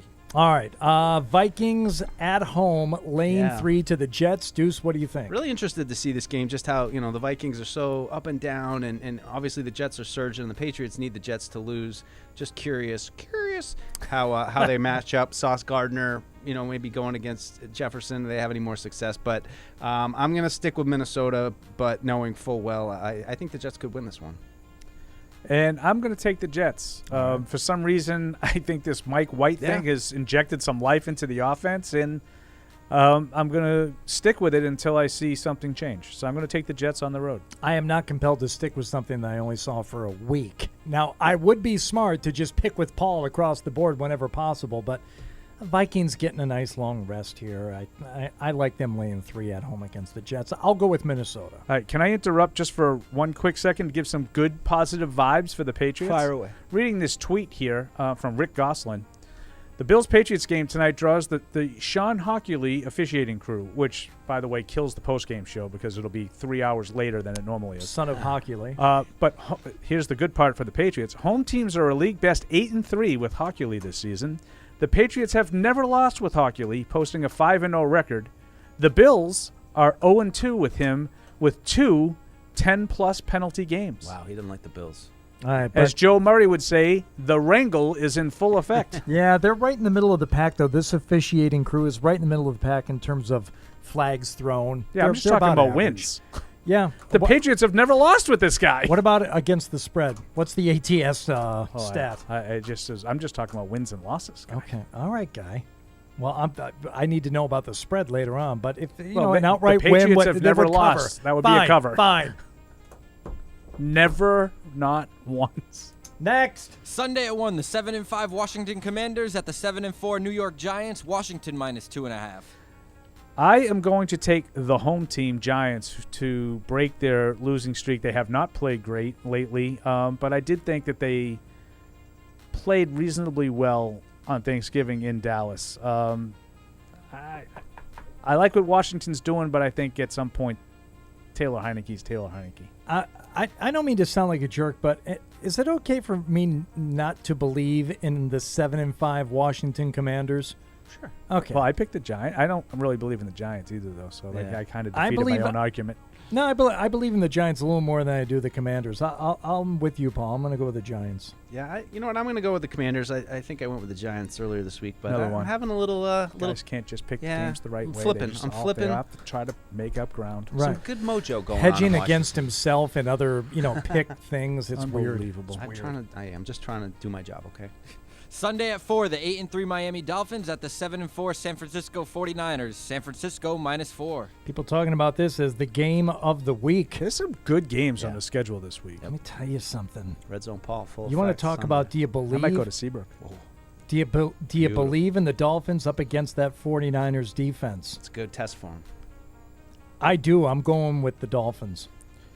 Yeah, I think I do too. I'm going to go with the Dolphins as well. Wow. I did not expect a clean sweep for the underdog. I'm taking the points. Wow.